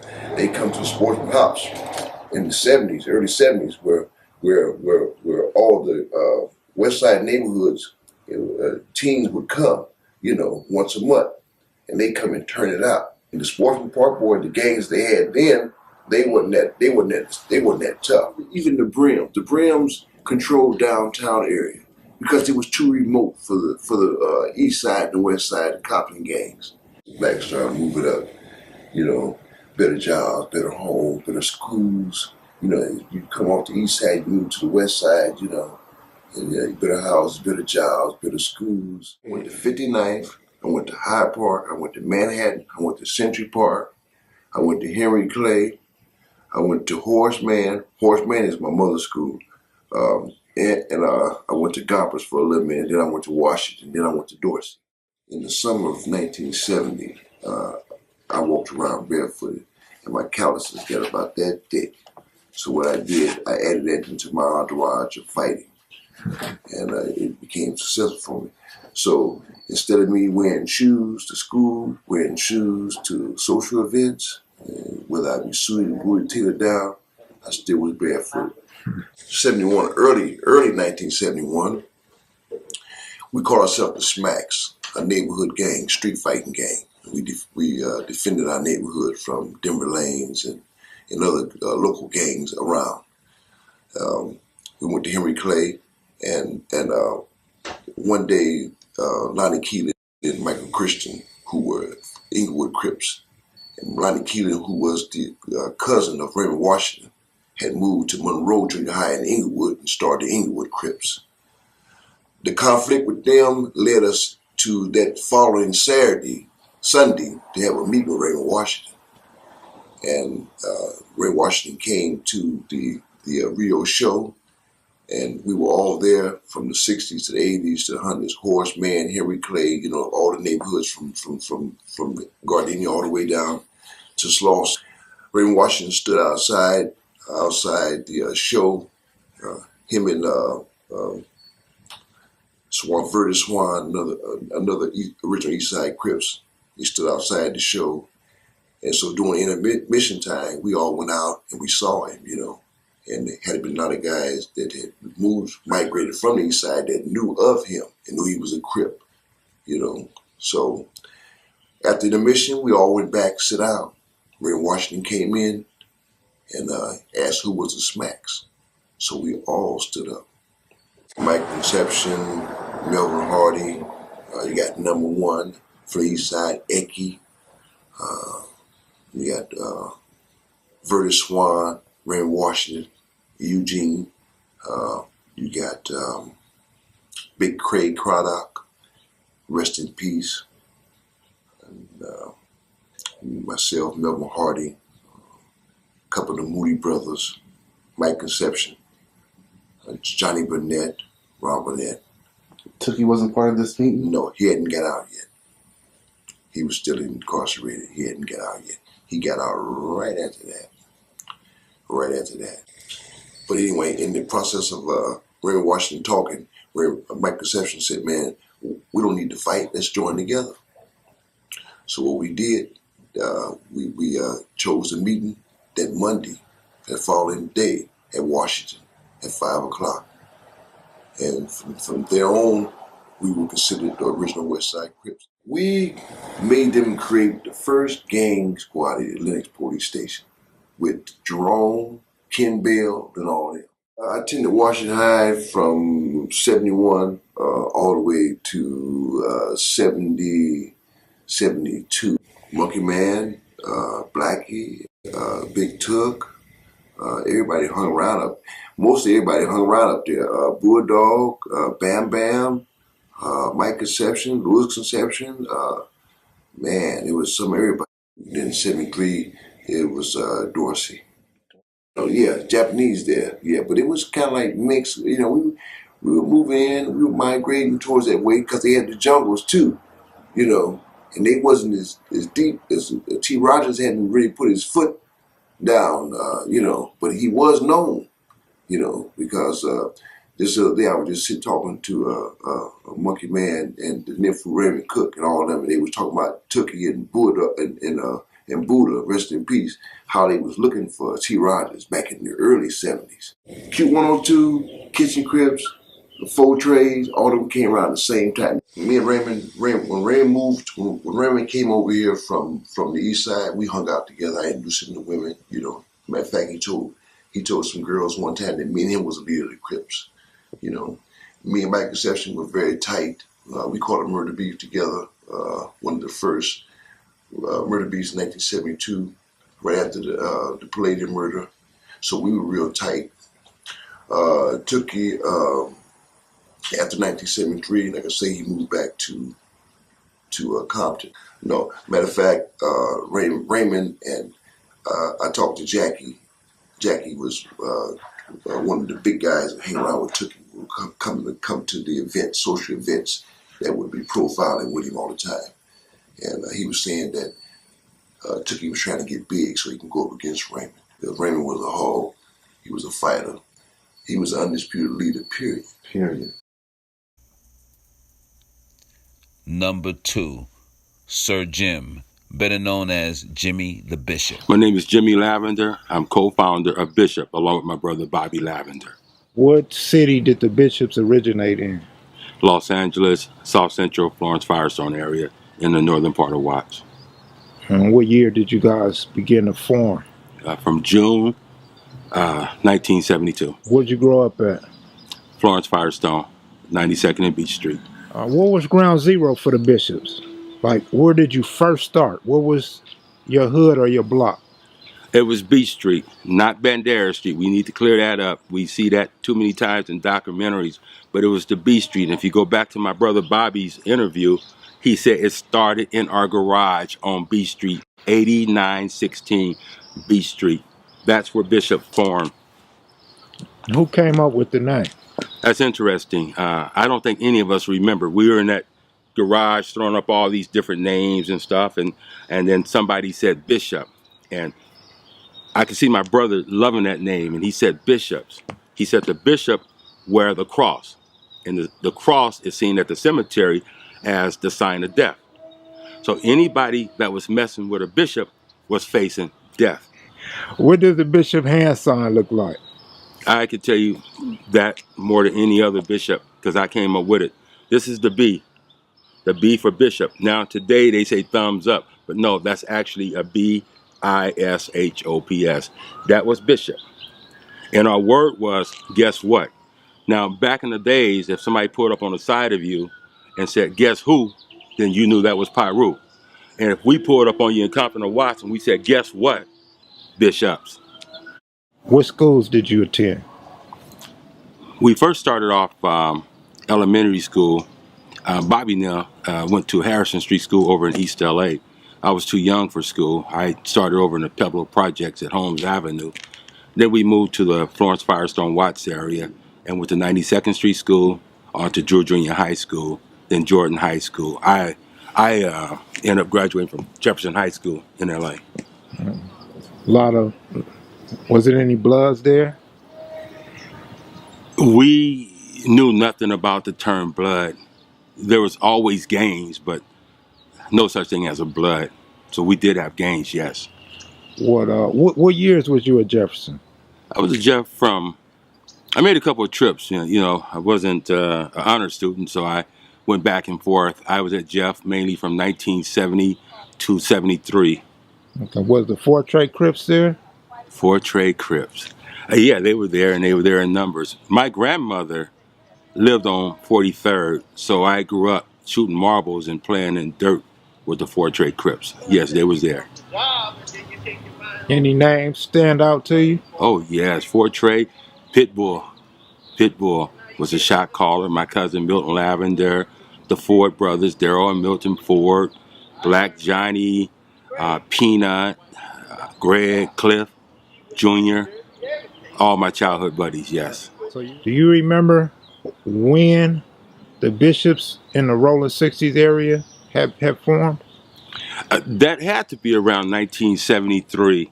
Brother Lucky had moved from our neighborhood, and he moved to the west side, and he started Bishop over there, and we became very close.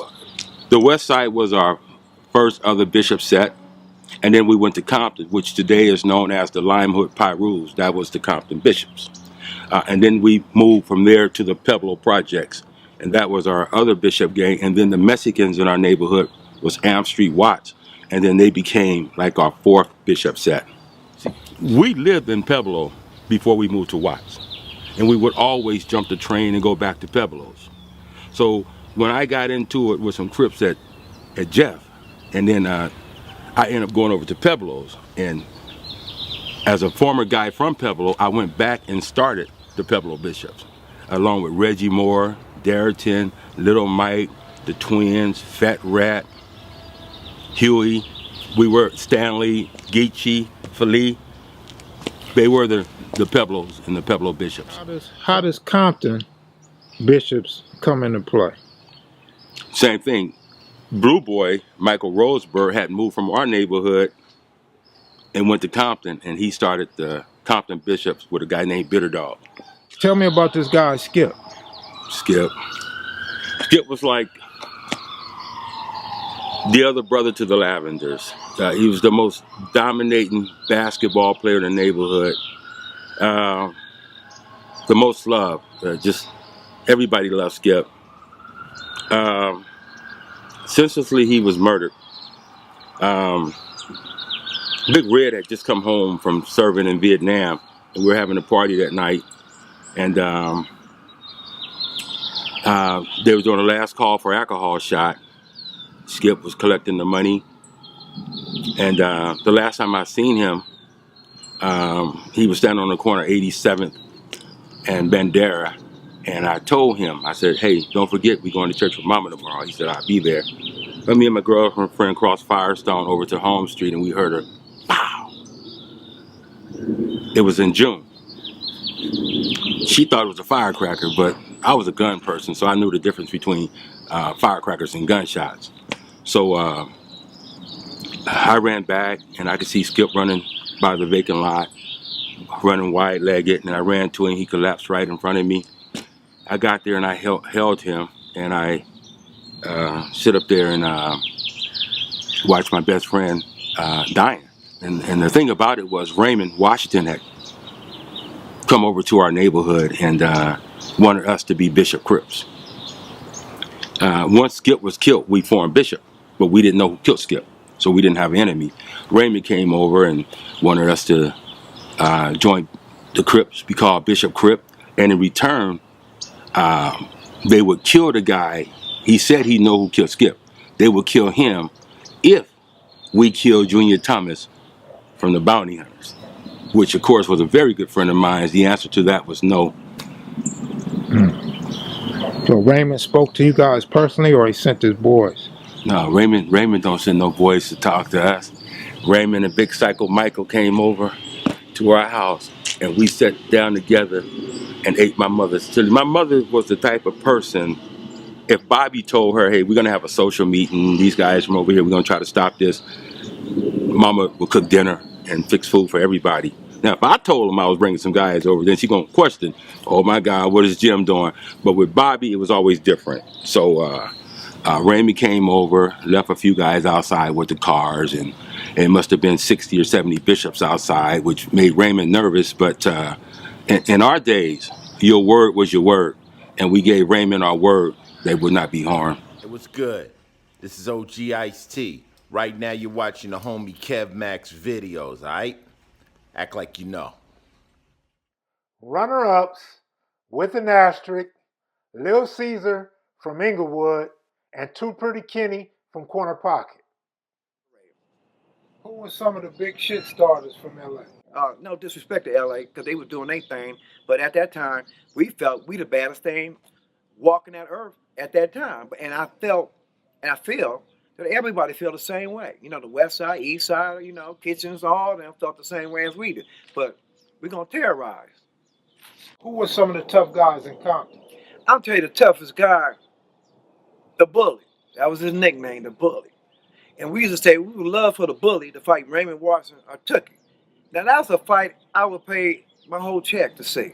Bully was a bad dude. Bully was so bad, we'd be shooting dice at school. He'll come with a dice, a 5 and 6, crooked dice. Then he would make all of us bet against him. Everybody noticed some crooked dice. So he said, don't, he would tell him, he didn't want nobody to bet with him because he wanted to get all our money. So he's shooting dice, he went in every roll, 11, 11, 11, 11. Everybody looking like, then he would say, put your money down, you know, because Bully a bully. So this cat from Carver Park said, hey, Bully, them some crooked dice. And next thing I know, Bully slapped him. And when he slapped him, bust his whole grill. And know what I did? What? I got next to Bully. Come on, Bully. You ain't gonna hit no more. You know, I'm sucking up. You know, then I was catching the dice, you know, acting like I'm really into the game. And Bully told me, don't touch the motherfucking dice again. All right, cuz. Shoot, Bully, you ain't gonna hit again. You know what I mean? Because he had that fear. Bully was so bad, the Power Rules and the Crips, they wouldn't mess with him. All the bad guys from Power Rule, all the Crips, all the Crip gangs up there, everybody knew he the baddest dude in America. Too Pretty Kenny by far the funniest Crip of 2018. And Lil Caesar, hands down, the best video to be deleted.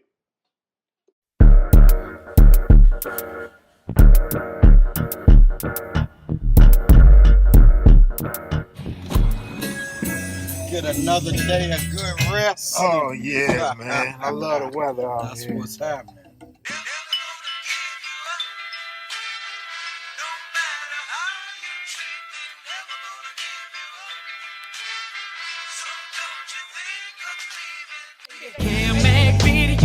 How did the concept of Inglewood family come about?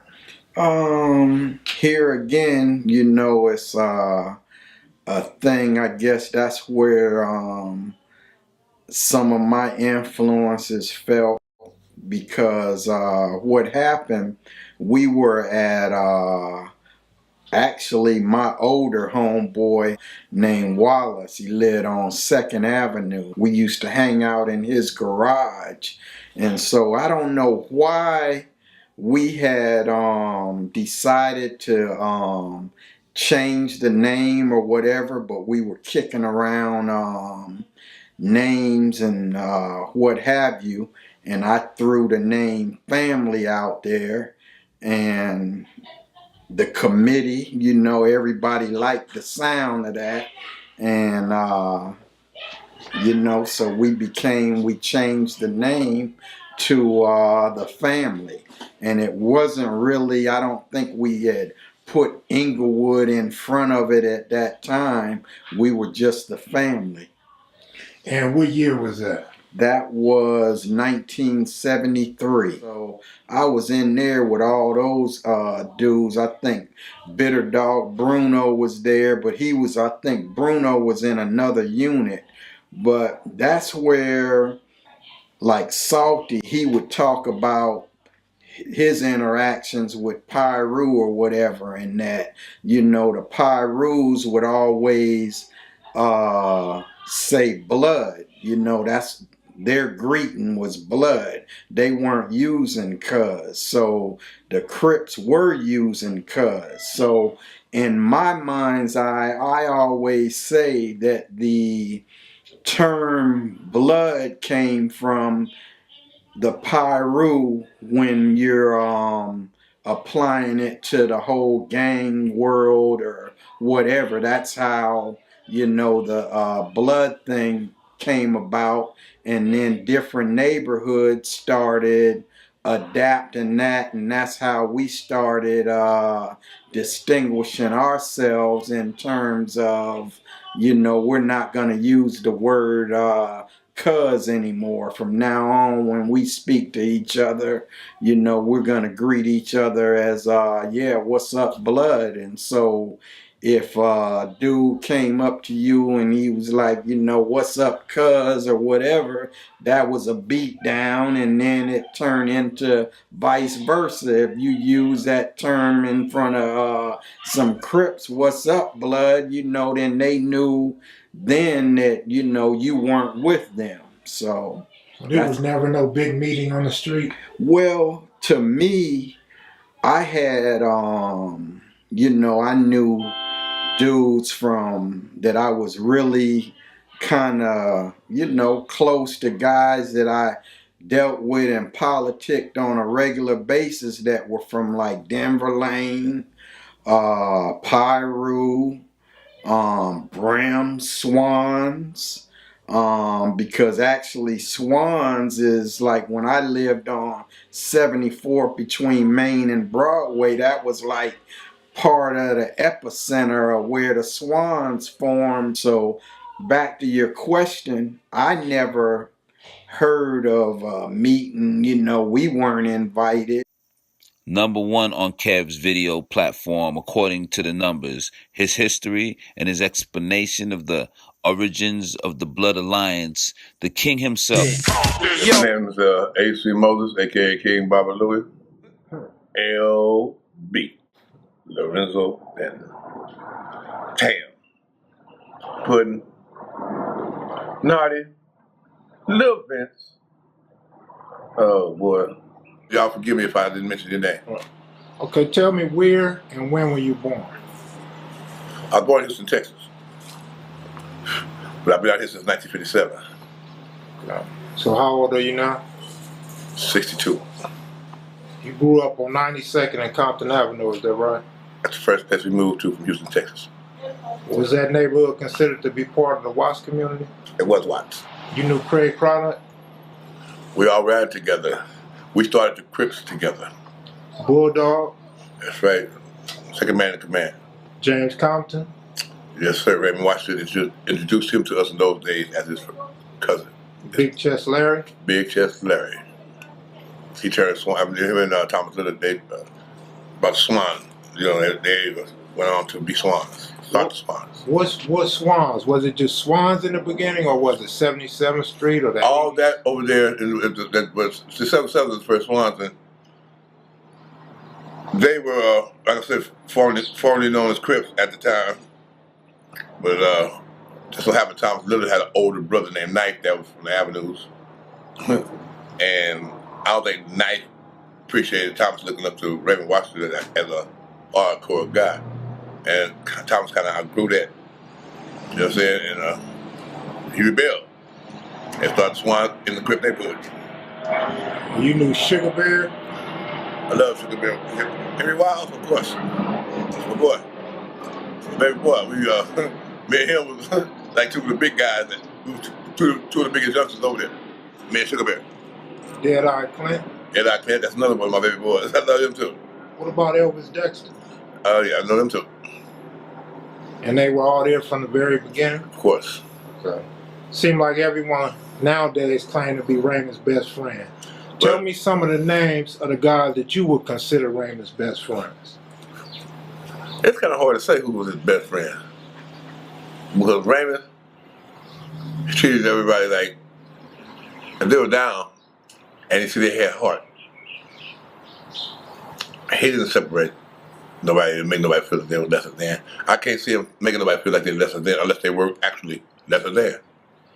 And you know what I'm saying? If he wasn't talking crazy upon them, and see, like us, we was dependable.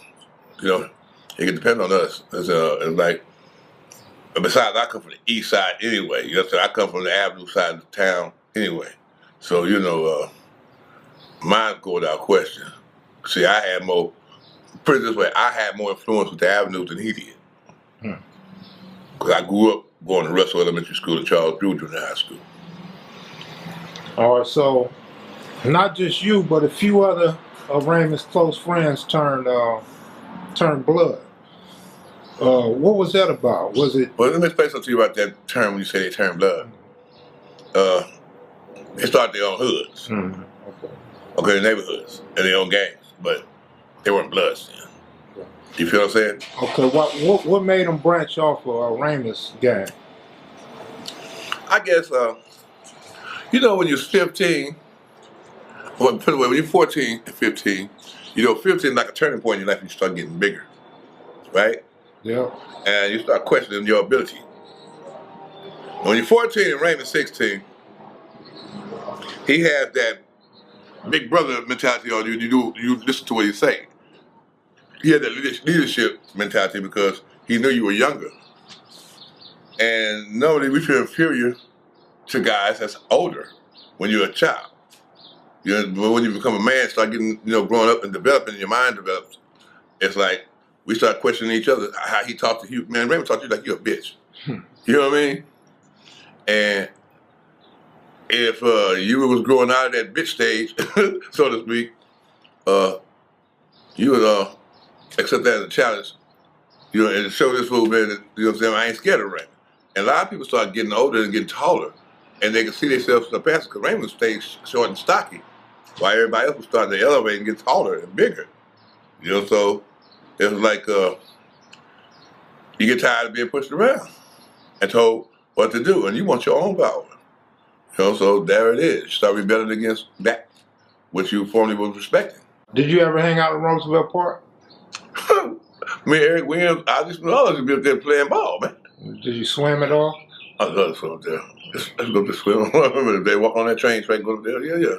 Did you run across a guy named J.C. Patterson up there? Yeah, I remember J.C. Patterson. Thomas Little. Thomas Lillard. You knew him from the park? I knew him period. Growing up.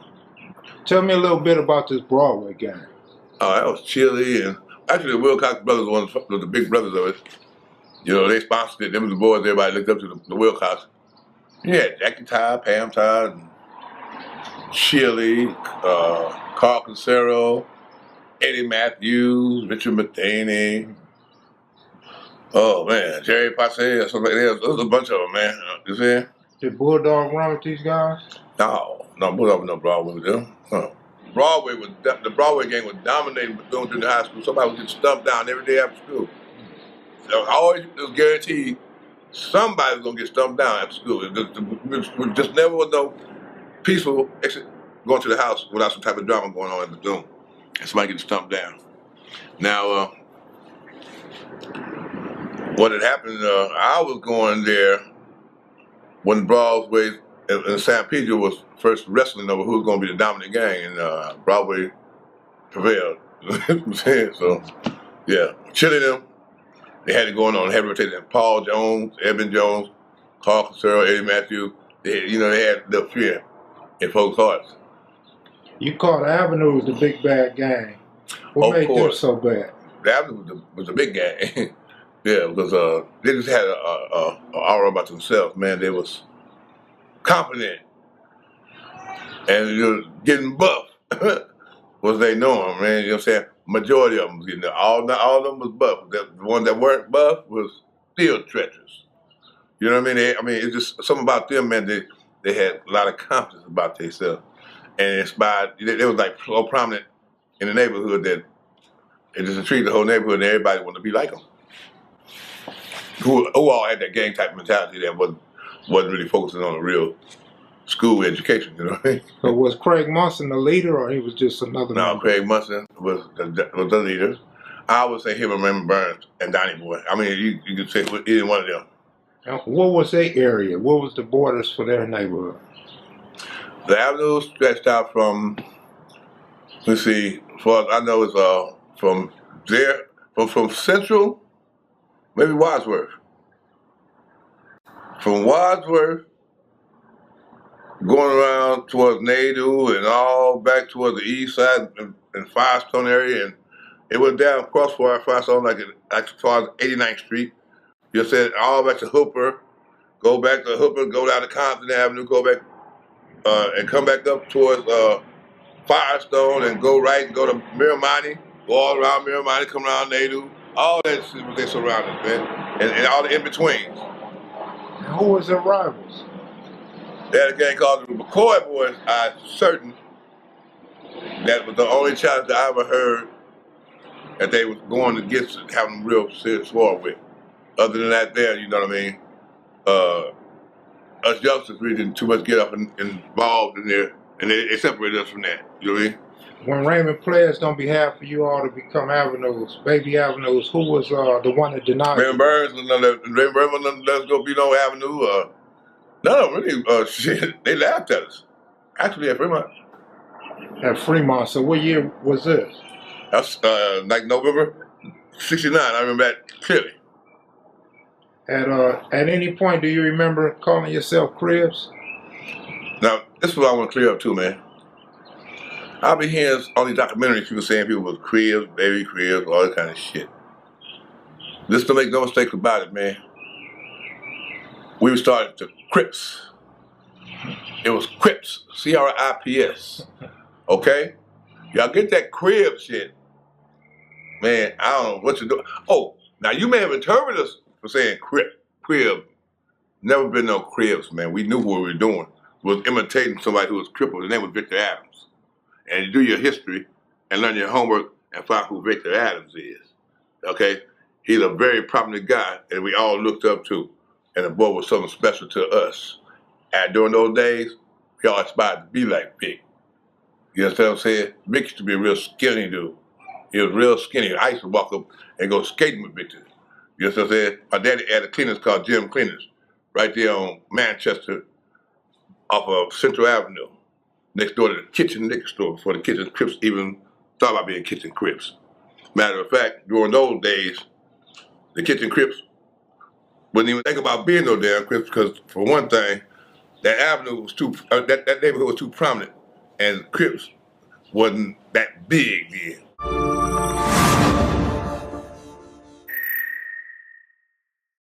With all due respect to the likes of Bird from the Slausons, who is in a class of his own and cannot be duplicated.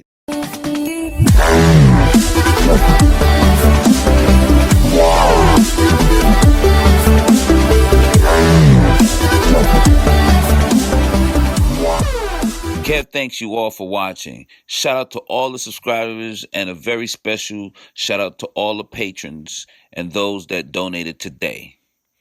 Well, this is Hen G, and this is brought to you by Kev Mac. So stay tuned for more and more Kev Mac's videos, giving you the origins of the Crips and the Bloods. You heard it first from your man, Hen G. Adios, paz.